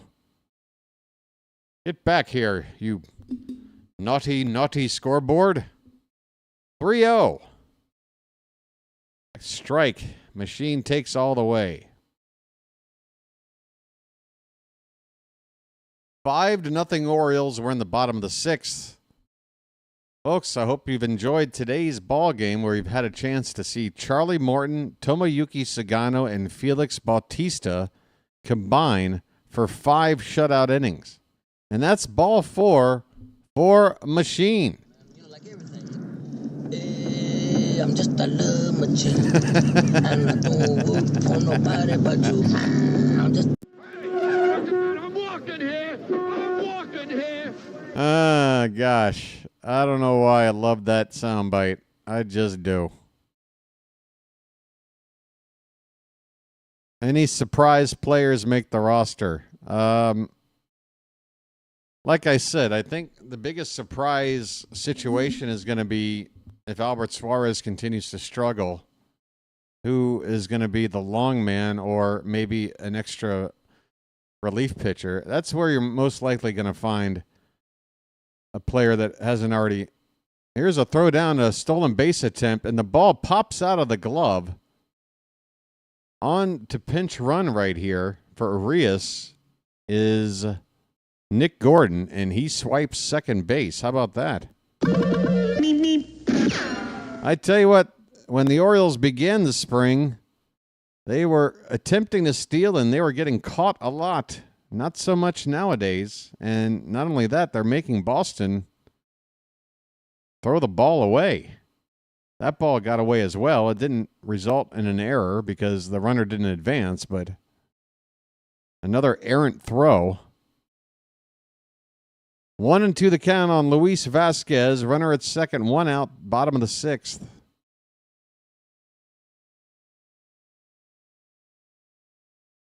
We'll go through the scoring summary here in a sec. There's a swing and a miss as Vasquez strikes out.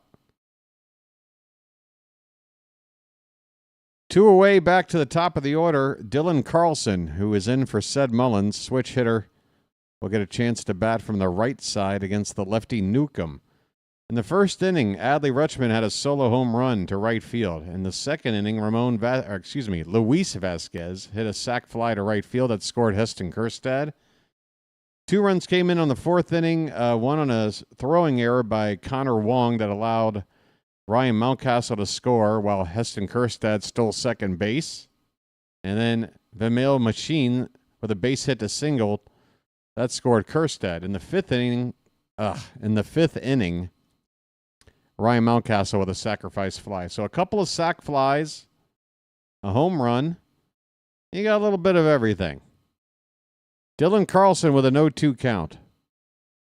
Adley Rutschman scored on that sac fly, by the way.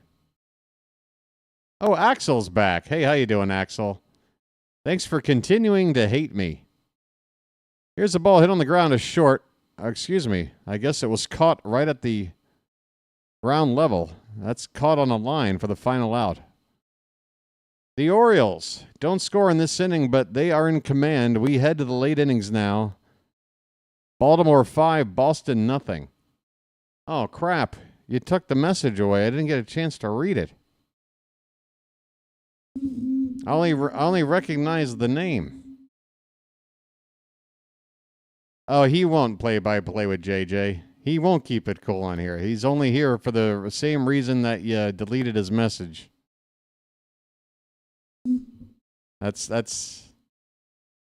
He's got his face firmly planted into my cheeks, I guess. Just can't get enough of me. I mean, some people don't even know I'm on. You know, it's the spring, the schedule. I mean, it's a Monday afternoon game in March.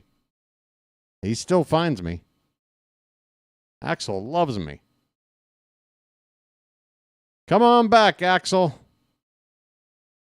You're doing the Lord's work. You're really making an impact on my stream, I got to tell you. Especially during this TV timeout. or I'm just simply trying to fill time until the next pitch. Yeah, your efforts are going a long way. I want you to know that. You're putting in hard work and it's starting to pay off. I mean, I'm seriously thinking about just closing down shop, ending my channel, forgetting this whole crazy experiment because I don't think Axel likes me. And that's enough. That's really enough to do it. I usually cave in really, really easy. And we have a child with his hands on a lady's breasts. This infant knows what's up. All right. Here is Roansy Contreras. Folks, you might have heard me mention his name a few minutes ago. Let's keep an eye on him in this outing. This guy has bounced around a lot.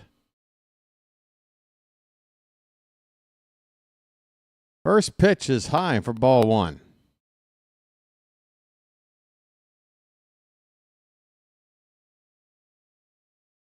Oh, I'm too curious. Let me see. Here's a swing and a foul ball. 1 ball, 1 strike. On who's up?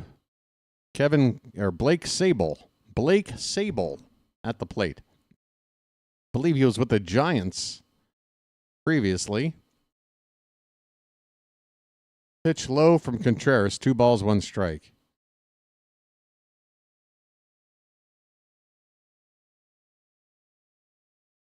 Hey, Serena. Appreciate it. Axel loves me too. I'm telling you. It's called hate watching. It's beyond a phenomenon at this point. People are fascinated. They love watching people they don't like, but what they don't realize is that they're still watching. They're still doing everything that somebody who enjoys the content would do. So what are you really accomplishing? Normal people before the internet age, when they came across something they didn't like, I don't know, let's say bass fishing or alpine skiing, and then they decided, you know what? I don't like this. You know what people used to do? They just stopped doing the thing and moved on with their lives. In the modern age, I guess the right thing to do is find something you don't like and keep returning to that same thing. Makes sense, doesn't it, folks? All right, runner at first, nobody out, top of the 7th. What do I know? And here's Campbell at the plate. He takes low and in for ball 1. Excuse me, Nick Sogard is on. So we've got some more changes going on. Nick Sogard. All right, I was in the wrong part of the lineup. That's my problem. Okay, I'm caught up. Nick Sogard is on for Romy Gonzalez, left-handed batter. He's been around the block, and he pops this pitch up. Left field. Shortstop going out. Left fielder coming in, and it's the left fielder, Taron Vavra, making the catch. I really have to count on this scorecard now to get these names right.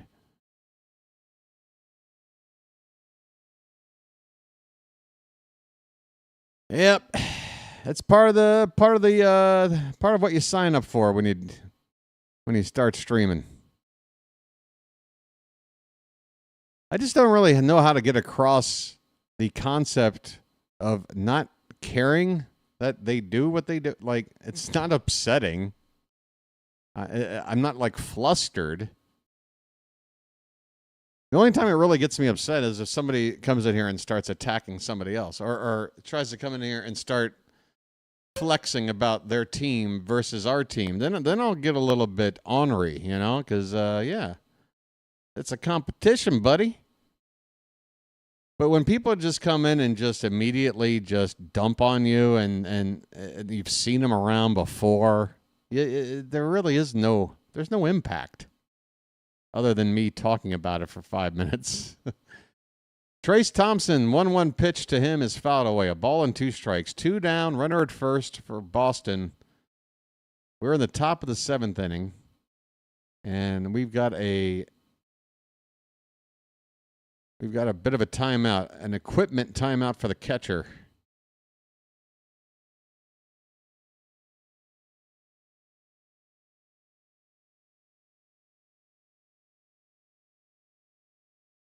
Okay, everything seems to be in order.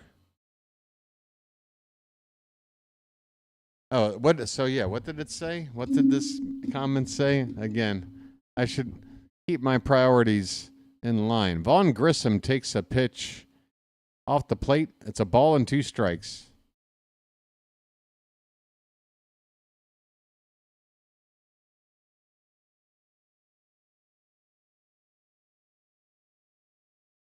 Again, the amount of effort. Here is a swing and a miss. Grissom strikes out.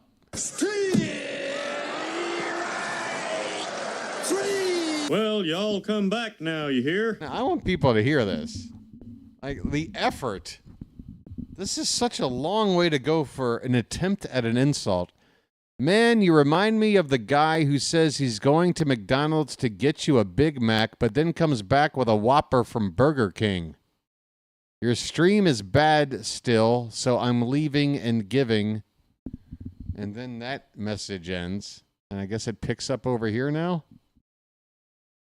Leaving and giving what? You a thumbs down. Okay, well then why isn't it showing on the screen? Here's a fly ball to right field. That ball is going to go. That ball is to the next building over the right field wall for a home run. Who is this guy? Who was this frickin' guy?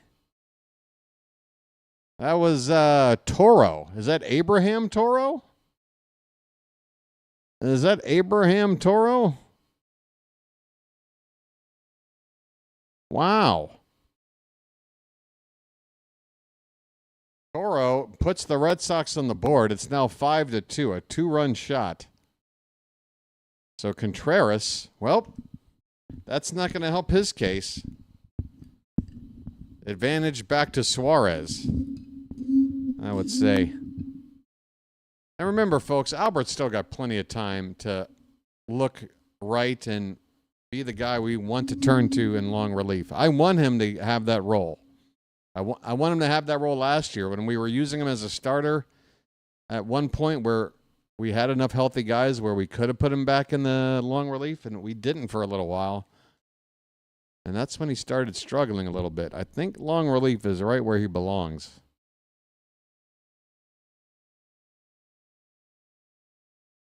Eaton at the plate, 2 outs, nobody on, 2 runs in for the Red Sox. They finally get on the board here in the 7th. And that ball's smacked in the left. It'll get down for extra bases. It bounces up against the wall. Eaton into second base with a 2-out double. And Contreras has been hit around here a little bit. Gives up a home run and now a double to the bottom part of the Red Sox order.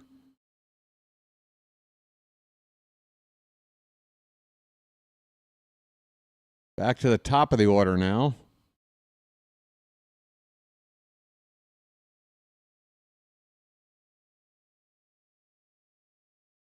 Roansy. Roansy. Pitch. That ball's lifted in the air to right field. That could be trouble. That ball is gone, and this ball game has gotten a whole lot closer, a whole lot faster after that swing. A 2-run bomb by Sykes. Or excuse me, Hickey. Hickey? Who the hell is Hickey? Number 98. He's got the Kenny Powers mullet. And he absolutely destroyed that pitch from Contreras. Well, so much for Roansy Contreras then. Gives up a couple of home runs in the inning and a double. 4 runs for Boston. It's a 1-run ball game. Contreras was on a couple of teams last year. He was with the Cardinals when the season ended. The Orioles scooped him off waivers.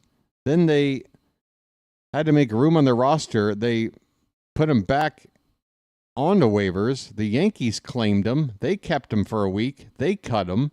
and then the Orioles claimed him again. So, Contreras, for about a 1 month period between, I don't know, mid-December to mid-January, or from January to February, he played for the Cardinals, the Orioles, the Yankees, and then the Orioles again. All without throwing a pitch. Alex Bregman's still in the ball game, up there as the tying run at the plate. Nobody on in a 1-run game now. 2-1 the count.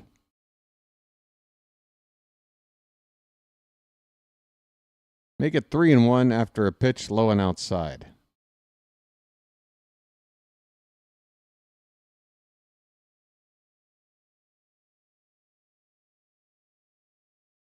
The 3-1. Called strike, full count.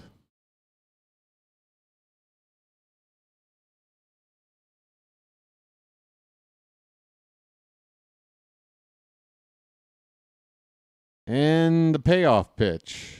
Outside, that's ball 4. Contreras has now given up in this inning 2 home runs, a double, and a walk. That is what they call in the business not good.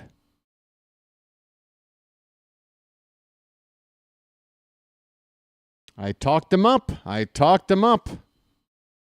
That was where we stood when this outing began. Doesn't seem like a whole lot to the untrained eye, but this outing by Contreras is probably going to close the door on any thoughts of him making the team. This has not been good. He's been giving up some hard hit balls to some, no offense, scrub players. I need my snack. Here is Garcia. What is that first name? Johosty. What name was that? I gotta see that name again. The first name on this guy is a baffler. Hold on. This guy's got a name. He is Justinson? Johostynxon.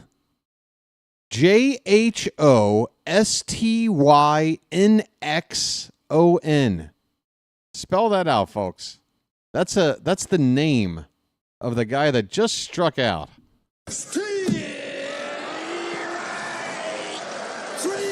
Well, y'all come back now, you hear? He's from San Fernando de Apure, Venezuela. Yeah, here, let me spell this out for you. Johostynxon. That's the dude's name. I just typed it in the chat. That's the dude's first name. You tell me. That looks like somebody playing Wheel of Fortune and doesn't have enough money for a vowel. You know, like...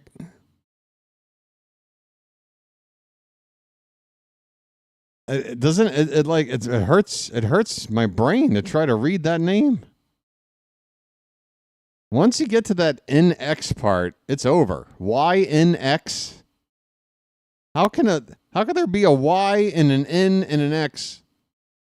Yeah, John Kinsey, that's child's play compared to this. John Kinsey is a walk in the park.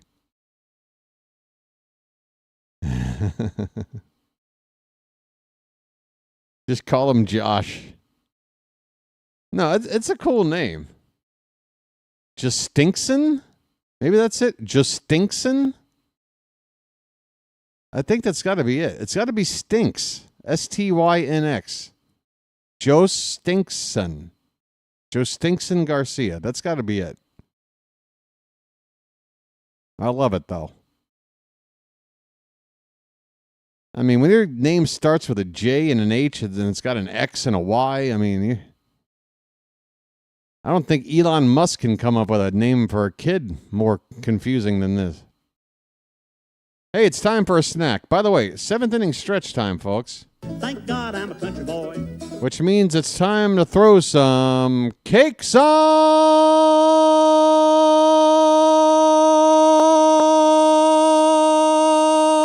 the griddle. Get them cakes up in the chat now. Thank God I'm a country boy. Thank God I'm a country boy. Thank God I'm a country boy.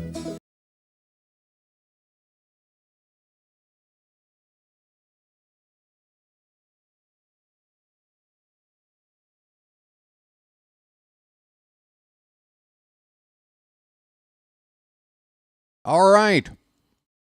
Emmanuel Rivera is into the ball game. First pitch is a strike. Next pitch is a ball. We got a 1-1 count leading off the bottom of the seventh. Orioles 5, Red Sox 4.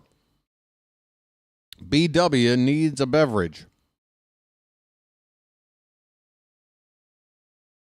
World Series party at IHOP. I'll bring the scissorp. This ball's hit into right center field. Rivera's got himself a leadoff single. He stations himself at first base. I got to go get some water. Oh, wait. Oh, that's a replay. My goodness. I'm like, wait a minute. Adley Rutschman's still in the game? Adley Rutschman just took a huge swing? No, it's a replay. Hold on. Who's up? Is that Vavra? Is that Vavra? Vavra, cadabra. I want to reach out and grab ya. Taryn Vavra is at the plate. Vavra, cadabra.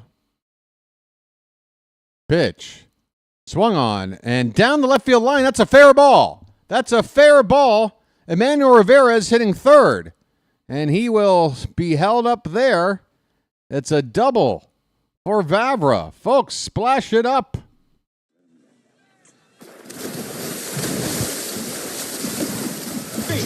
Splish, splash, I was taking a bath. The old inside-out swing. Tucks it inside the left field line. The Orioles with a chance to get a padding onto their lead again after the Red Sox cut it to a one-run game. Daz Cameron now at the plate. First pitch to him is lifted in the air. Right field. This is certainly deep enough to score Rivera. Caught out there. Throw back in toward third. Rivera walks home, and the Orioles got one back. It's now 6-4. Baltimore. That's the third sacrifice fly of the game for the Orioles. Look at this team making sacrifices left and right, up and down this lineup. Kobe Mayo is up. Holy cow, can you please do something good today? This day would end perfectly if we can get some good contact from Kobe Mayo. Just get it all on there. Just spread it out. Mayo is hitting under 100 in the spring. He hit under 100 in the bigs last year. All I've ever heard or seen from this kid working his way up to the show was nothing but mammoth bomb home runs and just hitting the crap out of the ball. And I feel like I'm jinxing this guy. I'm just waiting to see it happen with my own eyes in an Orioles uniform. He's got an 0-2 count here. He's behind. There's only one out and a runner at third, so it's a situation where you gotta at least drive in the run, dude. Here's a ground ball, first base. Only play is to tag first, and unfortunately, Vavra, is that who's at third? Whoever's at third had to hold up, so Kobe Mayo can't drive in the run. I tell you what, man. It's like every situation he can't figure it out. We're not asking you to hit home runs, dude.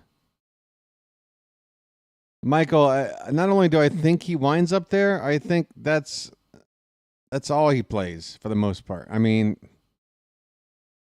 I don't even know if Mayo's going to make it in the show.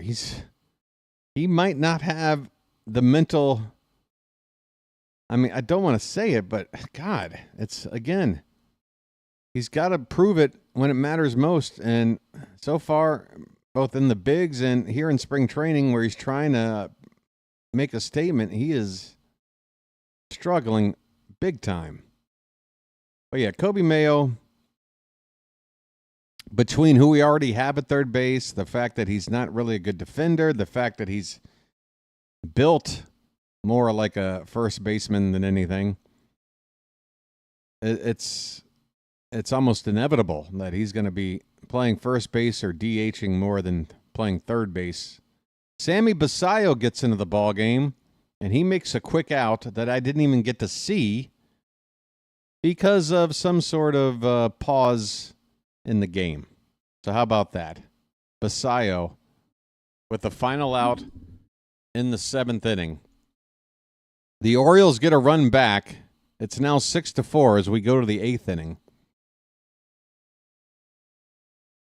Basayo flied out to center field. Sorry about that. All right, folks, we're getting down to the nitty-gritty here, going into the 8th inning.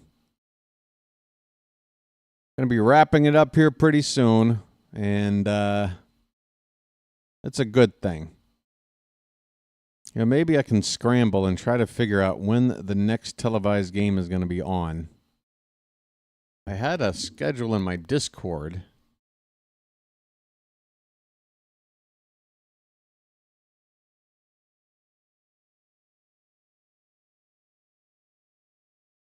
Don't mind me and my being quiet.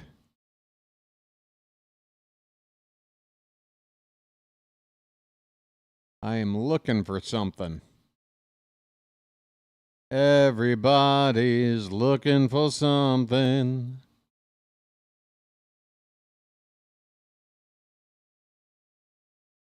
Yeah, folks, there's so much activity in the Discord these days, I got to scroll a long ways back to find what I'm looking for. And I still can't find it. I may never find it.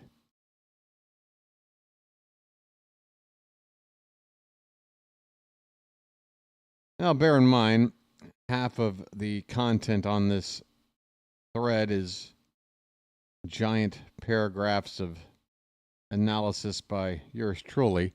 Here we go in the 8th inning. The Orioles have a new pitcher out there, number 81, no name, Yaqui Rivera, Y-A-Q-U-I. Yaqui. Yaqui. Oh, here we go. Okay, so March. Oh, okay. All right. Well, here's the deal. The next game for Masson will be on the 10th of March. So 1 week from today, we'll be playing the Pirates again. By the way, I think we also play the Pirates this coming Thursday. And in that ball game, we'll be facing Paul Skeens again. Here is a strike 3 to Sykes. Sykes, the batter for Boston. And, hey, you're going to make the big league someday. Sykes. Get it? Here's Blake Sable, swing and a foul tip at the plate. Strike 1. So March 10th at the Pirates, and then March 11th. And by the way, on the 10th, that is the first evening game that's going to be televised this spring on Masson. That'll be at 6 o'clock p.m. Eastern. So your boy will actually get to just have a normal night's sleep and just wake up at about 5 in the morning and call an early morning game like he likes to. I'll enjoy that. On the following day, the 11th, so that would be next Tuesday, the Orioles will be playing the Yankees in a televised game.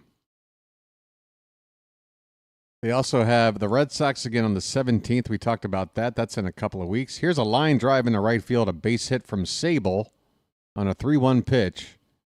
A one-out single for Boston. That'll bring the tying run to the plate. So March 17th, we're playing the Red Sox in their facility. We'll play the Yankees again on the 20th of March. Again, that's at 6 o'clock, not 1 o'clock for the 20th at the Ed Smith Stadium in Sarasota. And then we'll play the Pirates on the 22nd again. But there's also a chance for some other games, much like the Phillies game on Saturday. Or was it Sunday? Was that yesterday? I guess that was yesterday. Where I can still do play-by-play for a game that the opposing team's broadcast team is covering. I have to do a little more research to figure out exactly what that is. For example, we play the Blue Jays a few times, but when I last checked to see what might be on TV, the Blue Jays didn't put out a schedule for their spring games. Surely they have now. The spring is well underway. It's been a while since I've looked. We got a 2-1 count on Eric Sogard at the plate, and this pitch is hitting the air a long ways, and that one's going to go right field and gone. We got a tie ball game, folks, and the Red Sox are playing home run derby in the last 2 innings. Their third long ball after the Orioles had a 5-0 lead. We are now tied up at 6 apiece here in the 8th inning. Holy smokes and wow. JJ, it's a no-name pitcher out there, and if they're not good, they're going to get knocked around and scores go crazy quick. There's nothing crazy going on here. There's just a no-name guy getting smacked around. Yaki Rivera. It's spring. It's fine. There really isn't anything to happen for the remainder of this ball game that's going to worry me because there's nobody involved in the game anymore that's going to be a part of things. Here's a ground ball up the middle. Fielded by the shortstop over to first in time. 2 down. I mean, there was a crazy game the other day where we were down by 5 runs going in the 9th and scored 8. Right? But that's what I mean. Like, what's to be shocked about a bad pitcher getting blown up in a spring game with some home run balls? Like, it's not all that surprising. Abraham Toro, who hit a 2-run homer his last time up, he's at the plate again. And he takes a swing and a miss. A ball and a strike on Toro. 2 down, nobody on, tie ball game. Man. That one's low. 2-1. What are all these ads? Wait a minute, what happened? ESPN has that shown up on the screen for you guys too? My screen is just a bunch of ads now. Oh, you're showing the right thing. So you're saying it would have to be like 22-20 for it to be like a wow? That would be a wow. Sure. There's a lot of situations for a wow. And if this were the regular season, I would be saying wow. But for this particular situation, over the span of a couple of innings, 3 home runs off some bad pitchers to tie up a ball game, it's just not much of a shock. It's just this happens. Again, we were down 5 runs. We put up 8 runs against some nobody to win a ball game like, what was it, like 13-11 or something the other day? It's just, spring. All right. What do we got? 2 out here, runner at first base. Ferguson coming up. What's his first name? Turd?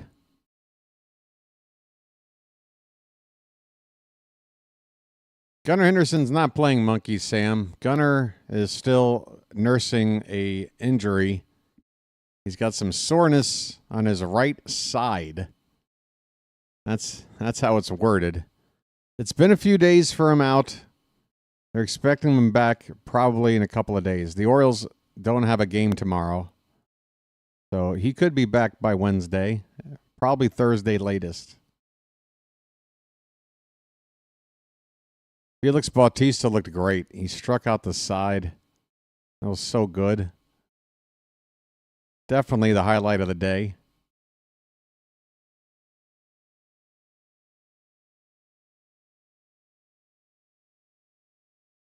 One-two pitch to Ferguson. That one smacked out to right field, but that one doesn't have a whole lot of juice on it.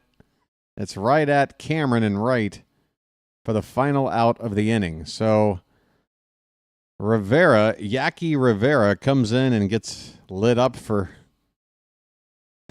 he wasn't too good, was he? We got a tie ball game now, folks. I didn't sign up for this. Tie game. What? All right, we're going to the bottom of the eighth.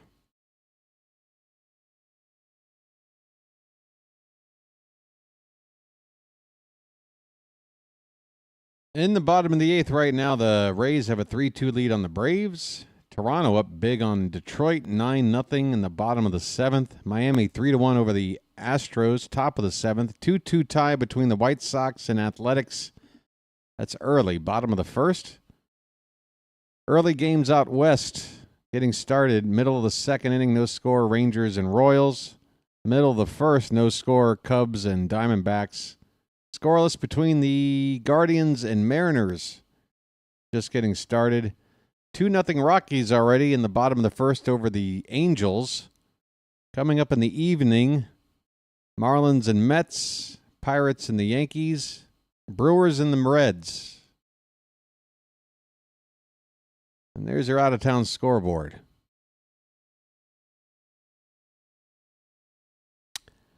All right.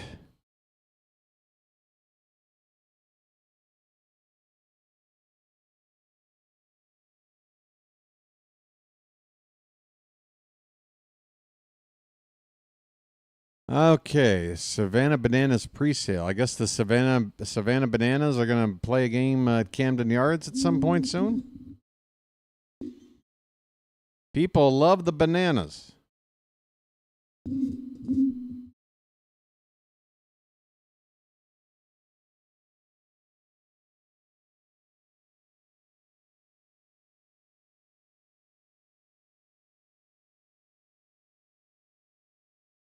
All right, that was a little bit cringe, but a family cheering Let's Go O's sitting in the stands is always nice. All right, Manny Banuelos. This guy's a career minor league catcher. He's coming up to hit here in the bottom of the eighth, and he takes up and in for ball one. Davis, our right-hander, out for the Red Sox, and I am just too damn tired to keep track. Did I say Manny Banuelos? It's David Banuelos. Folks, I'm on fumes. I'm on fumes. There's something about getting the stamina back up and the fact that these games don't matter that's making it really tough when we get into the final couple of innings of these games. I am just wiped out. There's a swing and a miss. 2 balls and a strike on Banuelos, leading off the bottom of the eighth. 6-6 the ball game. The Orioles had a 5-0 lead. Since then, the Red Sox, from the 7th inning on, have outscored us 6-1 to make it a 6-6 game. Noah Davis, the pitcher, played with the Rockies last season, made 9 appearances, 5.75 ERA. Opponents hit .352 off of him. That is awful, but when pitching for the Rockies in Colorado, pretty standard. Full count on Banuelos, who asks for time. We're in the bottom of the eighth, and my back hurts. I got to get up. I got to move around. I should have stretched when I was supposed to. Payoff pitch. Fouled away. We'll do it again. JJ, do you mind calling the rest of this game? I am pooped, man. I gotta go.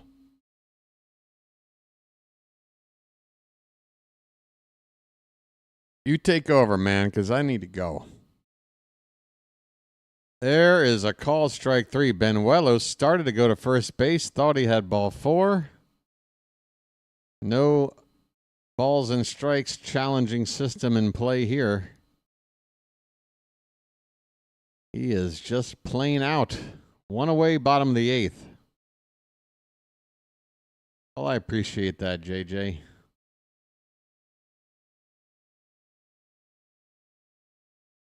Nick Gordon takes a called strike. In fact, I'm going to hold you to it because there is a very distinct possibility that there will be 1 or 2 games in August that because of my visa and having to do the yearly pilgrimage in and out of the country, it may not time itself in a way where, like last year, I was able to do it on a day off, and then the following game was a late night game West Coast against the Dodgers, so I didn't miss anything. But this time around, it's going to be tough. Nick Gordon flies out to center field, second out here in the 8th inning. So that's going to suck if it winds up breaking my streak of consecutive games called. In fact, I should probably keep a running tally because not only do I call every regular season game, postseason game, I'm calling every spring game as long as it's available to watch. I even did a game that was just a Pittsburgh Pirates radio broadcast. I turned that into a game. I mean, you can't stop me. But the one thing that can stop me is the law of Thailand, or any country that is kind enough to host me. I gotta abide by the rules. I gotta go take care of some stuff.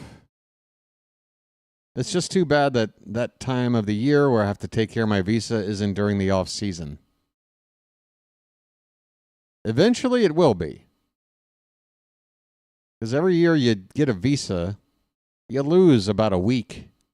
You don't get the full 365 days because it's a series of 90-day reports, which only adds up to 360 days. So you lose 5 right there. This ball's popped up by, I believe, Terran Vavra, shallow center field. The ball's caught. The inning is over. We go to the bottom of the 8th. We're still tied at 6 between the Orioles and the Red Sox. I'm sorry, that was Livan Soto flying out. He's in the ball game now, and I can't keep up. I cannot keep up.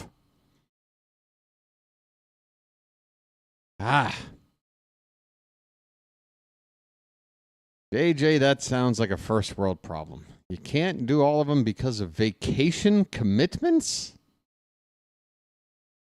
I'm on vacation.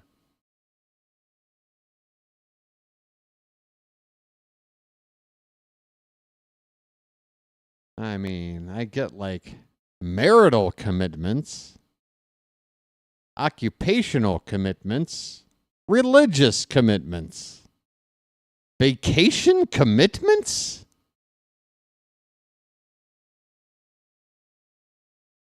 Not vacation, but like time commitments. I'm sorry, I didn't mean it like that. Oh, JJ, what am I going to do with you, man? Whatever I do, I better be gentle, or I'll never see another donation again. Oh, yeah? Where are you going? May I ask? Where and when? You got it planned out already?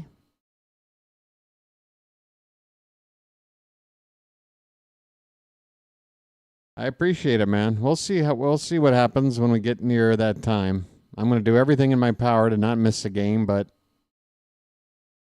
I've already let it be known to the BirdWatcher community that that streak Might not be able to keep going at some point in August. Go to the beach. Just due east. Like, where are you talking? Ocean City, Maryland, Rehoboth Beach, Delaware. Go down to Cape May, New Jersey. Where the hell are you going, man?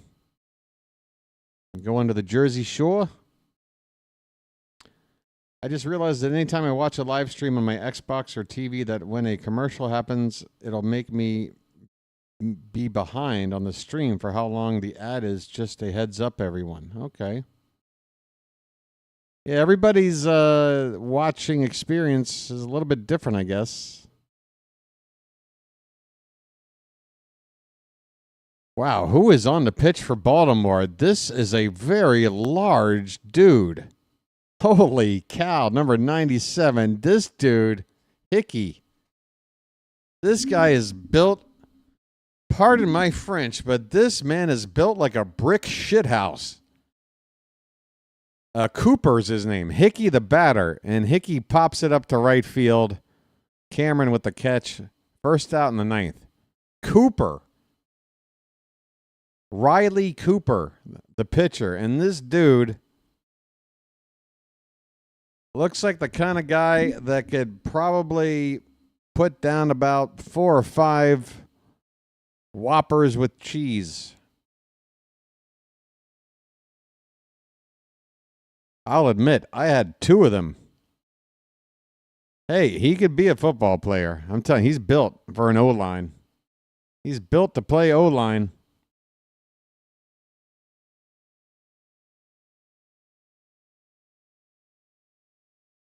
Last year in A-ball, he had a 3.07 ERA. I mean, this dude is wide. I mean, he's got a back bigger than that board that Rose was floating on in Titanic at the end. Like, he's large enough where Jack and Rose would have had room. That's ball 4.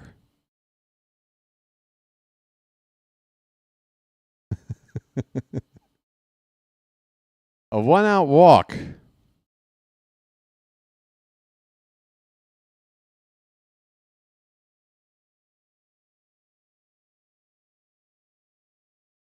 JJ loves the Beach Boys.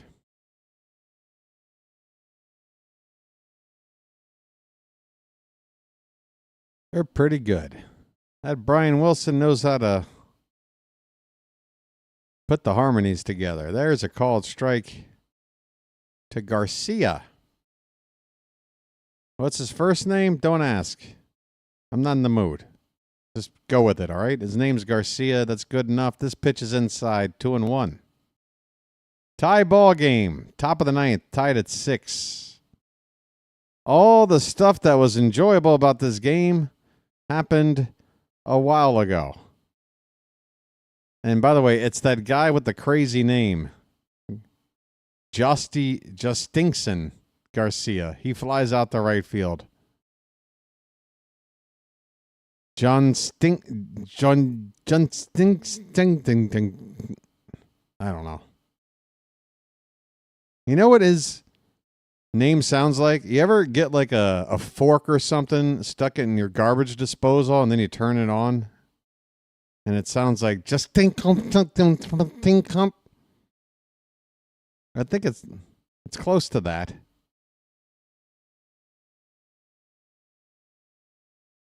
Yes, Riley Cooper is pitching. Line drive foul down the left field corner.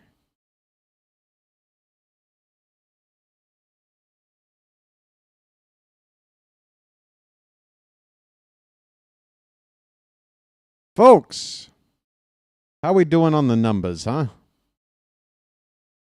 I got to admit, yesterday's game, not so much. This one's hitting the left field, a base hit, and not fielded cleanly. That's going to allow the lead runner to go from second to third, and the throw into second base is late. Nick Gordon goes tumbling over. after the batter, Sykes, slides into second. That should be a single and an error. Runners at second and third for Boston here. Are we going to sit here and just lose this game? We were up 5. Man, the first 6 innings of this game, like butter. The last 3, not so much. Blake Sable at the plate. 2 down, runners at second and third. A base hit here would give the Red Sox the lead. Just about anything that doesn't make an out, other than maybe a walk or a hit by a pitch, is going to score a run. Put it in play, don't make an out, and you'll score a run. How about that? I think that covers all the bases. Pun intended. Swing and a miss. There's strike 3. This inning is over, thankfully.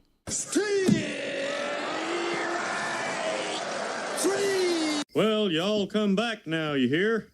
We go to the bottom of the 9th. Tied up at 6. Someone in Ireland's trying to rebuild. Again with the redos. The movie remakes are bad enough. We got to rebuild the Titanic? Why? Why? Hey, why don't we just build that tower in Pisa again? This time, make it straight. That way, nobody will care about it anymore. The Straight Tower of Pisa.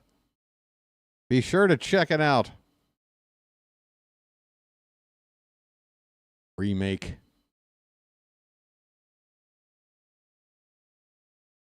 You know, when I was going through school, I should have just, instead of like writing papers, I should have just copied somebody else's work and then just like moved a couple of words around and turned it in and called it a remake. What is this? This isn't your work. I'm like, no, it's a remake of somebody else's work. I made a remake. See? I changed a few things. It's recognizable, sure, but it's mine. It's a remake. You see the point I'm trying to get at, folks? Thank you. I'll be here all year. All right. Someone named Clive Owen. Do you mean the actor Clive Owen? Someone named... Hey, you know, someone named Burt Reynolds was in Cannonball Run. Someone named Gene Hackman passed away recently. Someone named...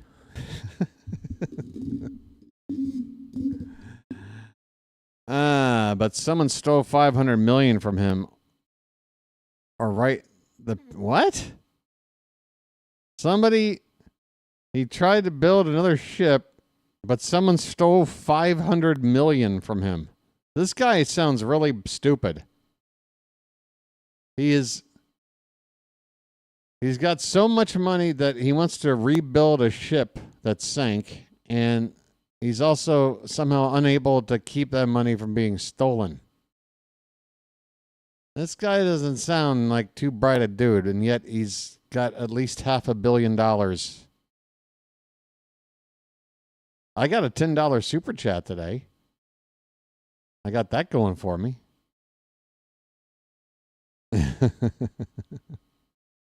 Yeah, Clive Owen, great actor. Loved him in Croupier. That was his first breakout role. Children of Men, fantastic. We got Emmanuel Rivera at the plate. He singled and scored his last time up. We got a runner at first base.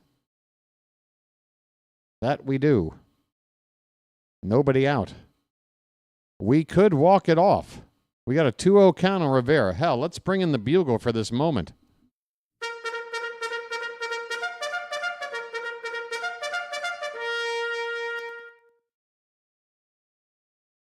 Winning run at first base, nobody out. 2-0 pitches low, ball 3. Ball 3.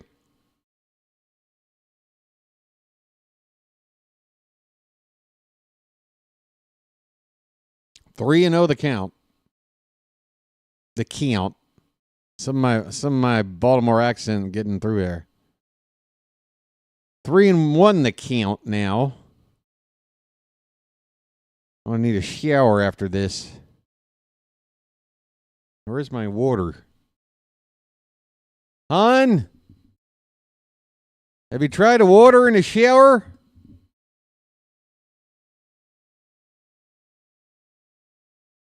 This one's fouled away. Full count on Rivera. Runner at first, nobody out. Bottom of the ninth, tied at 6. In a game that featured Charlie Morton, Tomoyuki Sugano, and Felix Bautista, who combined to pitch 5 scoreless innings to begin the ball game. Here's a ground ball that is nicely stopped at second base. One play is to first, as the runner at first appeared to be off with the pitch because he got to second quickly. He was on top of the bag as that ball reached the fielder. So that avoids a double play. Rivera grounds out to second base, 1 out, and that winning run is now in scoring position. Base hit, and we can go home happy. Terran Vavra at the plate with a chance to be the hero. He takes inside for ball 1.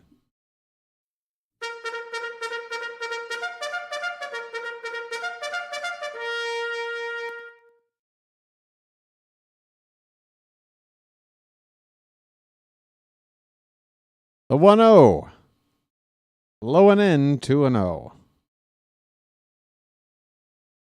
Well, hey, folks, one of the benefits of climate change is that if we keep ignoring things, there won't be any icebergs left to run into. You see, folks? Silver linings. 2-0 pitch. That one's hit into center field. It'll be caught.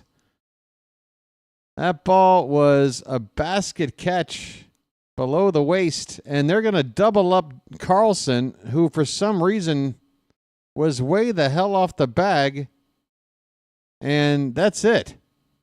There's no extra innings. This game is over in the most anticlimactic way you can end a ball game. Wow. That is extremely anticlimactic. So a fly ball makes out number 2. Dylan Carlson way the hell off the bag for some reason. I mean, it's not like that ball was hit toward a gap where he thought, okay, let me get a jump and I can score on this. It was just a fly ball. Where the hell was he going? I don't know. But the ball game is over. It's a tie. There's no ties. There's no ties in baseball. Oh, there is in March. At least the first few weeks of March. 6-6 the final. For the Red Sox, 6 runs, 9 hits, 3 errors. For the Orioles, 6 runs, 8 hits, 1 error. No winner, no loser. Home runs today for Baltimore. Adley Rutschman in the first. For the Red Sox, Nathan Hickey and Abraham Toro in the 7th. Nick Sogard in the 8th. Our starting 3 pitchers, actually make it 4, Matt Bowman as well. Here's your pitching performances today. This is what counts, folks. Charlie Morton, 2 innings. He did not walk anybody. He gave up 1 hit. He struck out 1 batter. Did not give up a run. Fantastic. Tomoyuki Sugano. Hey, where'd it go? Okay. 2 innings. He did give up 2 hits and a walk. He did. But none of those hits were hit too hard, and the walk was borderline. He did strike out a couple of batters. He did get out of the jam he was in both innings, so 2 scoreless innings from him. Felix Bautista. The Mountain returns, and I guess, yeah, that's right. He didn't strike out the side. I apologize. I'm already rewriting history, folks. I want the Mountain's return to be even more special than it was, but it was special enough. He faced 3 batters. He got them all out, 2 of them via the punch out. And then Matt Bowman struck out 2 batters in a scoreless inning with no hits, no walks. All that was great. And then 2 guys came in named Roansy Contreras and Yaki Rivera. And they, well, for lack of a better term, they shit the bed. That's, yeah. So that's how this game wound up a tie. Heston Kjerstad has stolen base in this one. The Orioles showed some aggressive base running again, and you want to see that carry over into the regular season. Mullins with an 0 for day. Tyler O'Neill had a hit and a return back from illness. O'Hearn with a base hit. Mountie drove in a run, scored a run. Kjerstad scored twice. Machine with a hit and an RBI. And 2 walks. He reached base all 3 times. Who is this Machine guy? We got to start figuring out what to do with him. Telling you what. I'm just a love machine, and I don't work for nobody but you. I'm just. All right. I'm done. Kobe Mayo had 1 at bat, 0 for 1. He's now God, I don't know. He's in like 060 on the season. 060 on the spring, I should say. I mean, come on, Kobe. We got to get it together. All right, the next game for the Orioles, again, they have the day off tomorrow. At least that is what I'm led to believe. Let me take a look at the upcoming schedule here. And then I'm signing off. I'm done with ye. Thanks again for the super chat and the hangout today. There, JJ. Good stuff. So yes, day off tomorrow. Wednesday, 1 o'clock. The Twins. And then Thursday, again, Paul Skeens is going to be on the mound for the Pirates. We're playing them for the 4th time already this spring, and we'll play him yet again next Monday. Lots of Twins. So yeah, Detroit on Friday, Tampa on Saturday, Philly on Sunday next weekend. So it looks like the rest of the week, I might not have another game to call. I might not. Let me look at this one more time.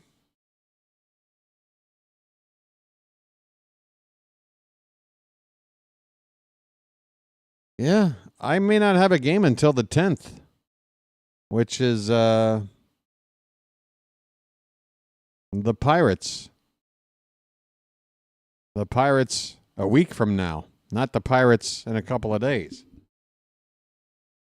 All right, if you have MLB, you can do the 7th. What's the 7th? Detroit?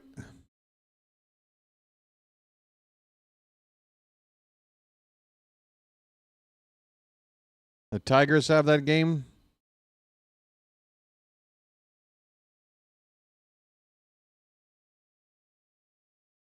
I'm just a love machine. Let me take a look. Detroit Tigers spring TV schedule.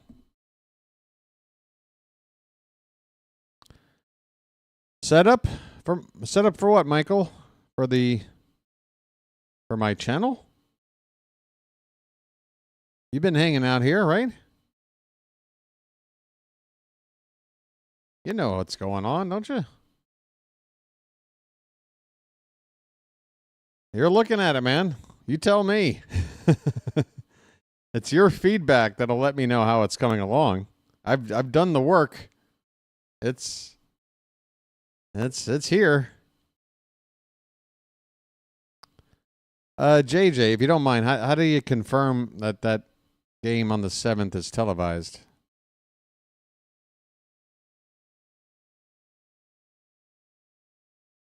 I'm looking at my sources here.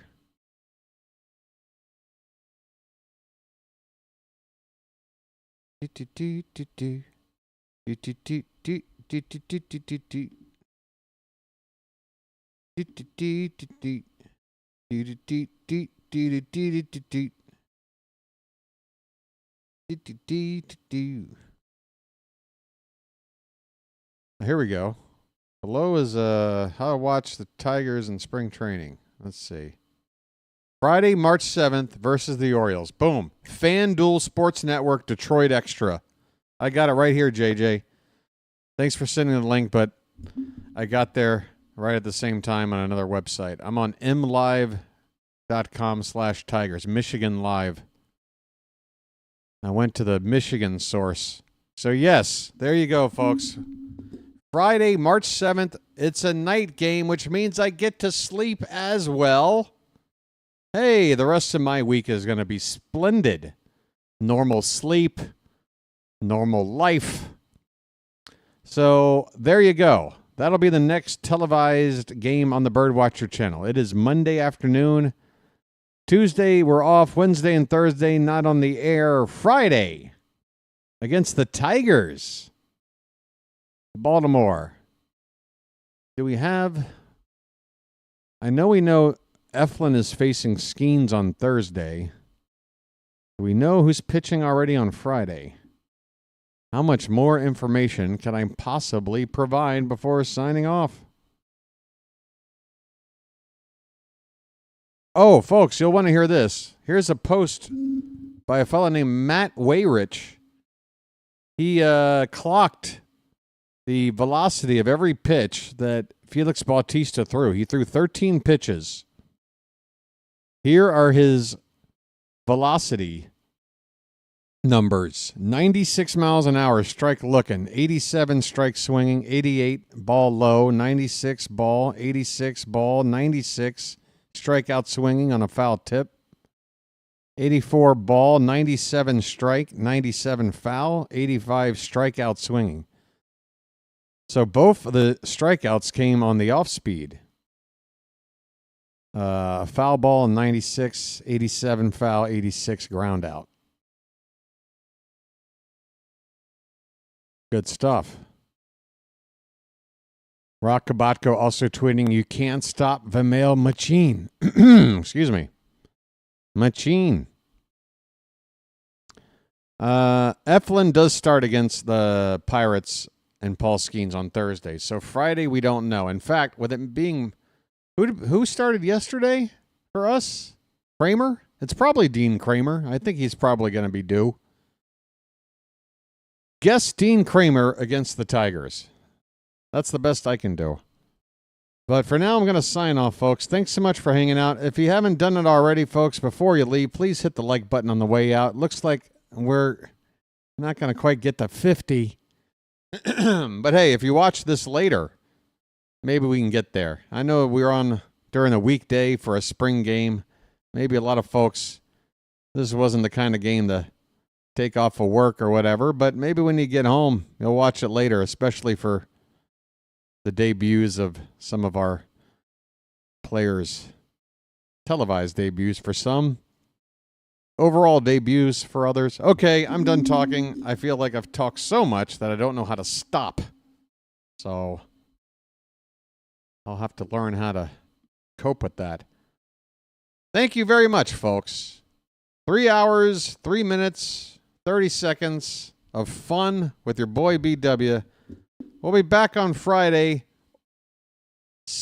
at 6:05 first pitch, so 5:50 p.m. I'll be on the air. Until then, this has been the Birdwatcher, and I'll chirp at you later. We had a tie game today, folks. Have a good rest of your Monday. I'll see you later on in the week. See you later.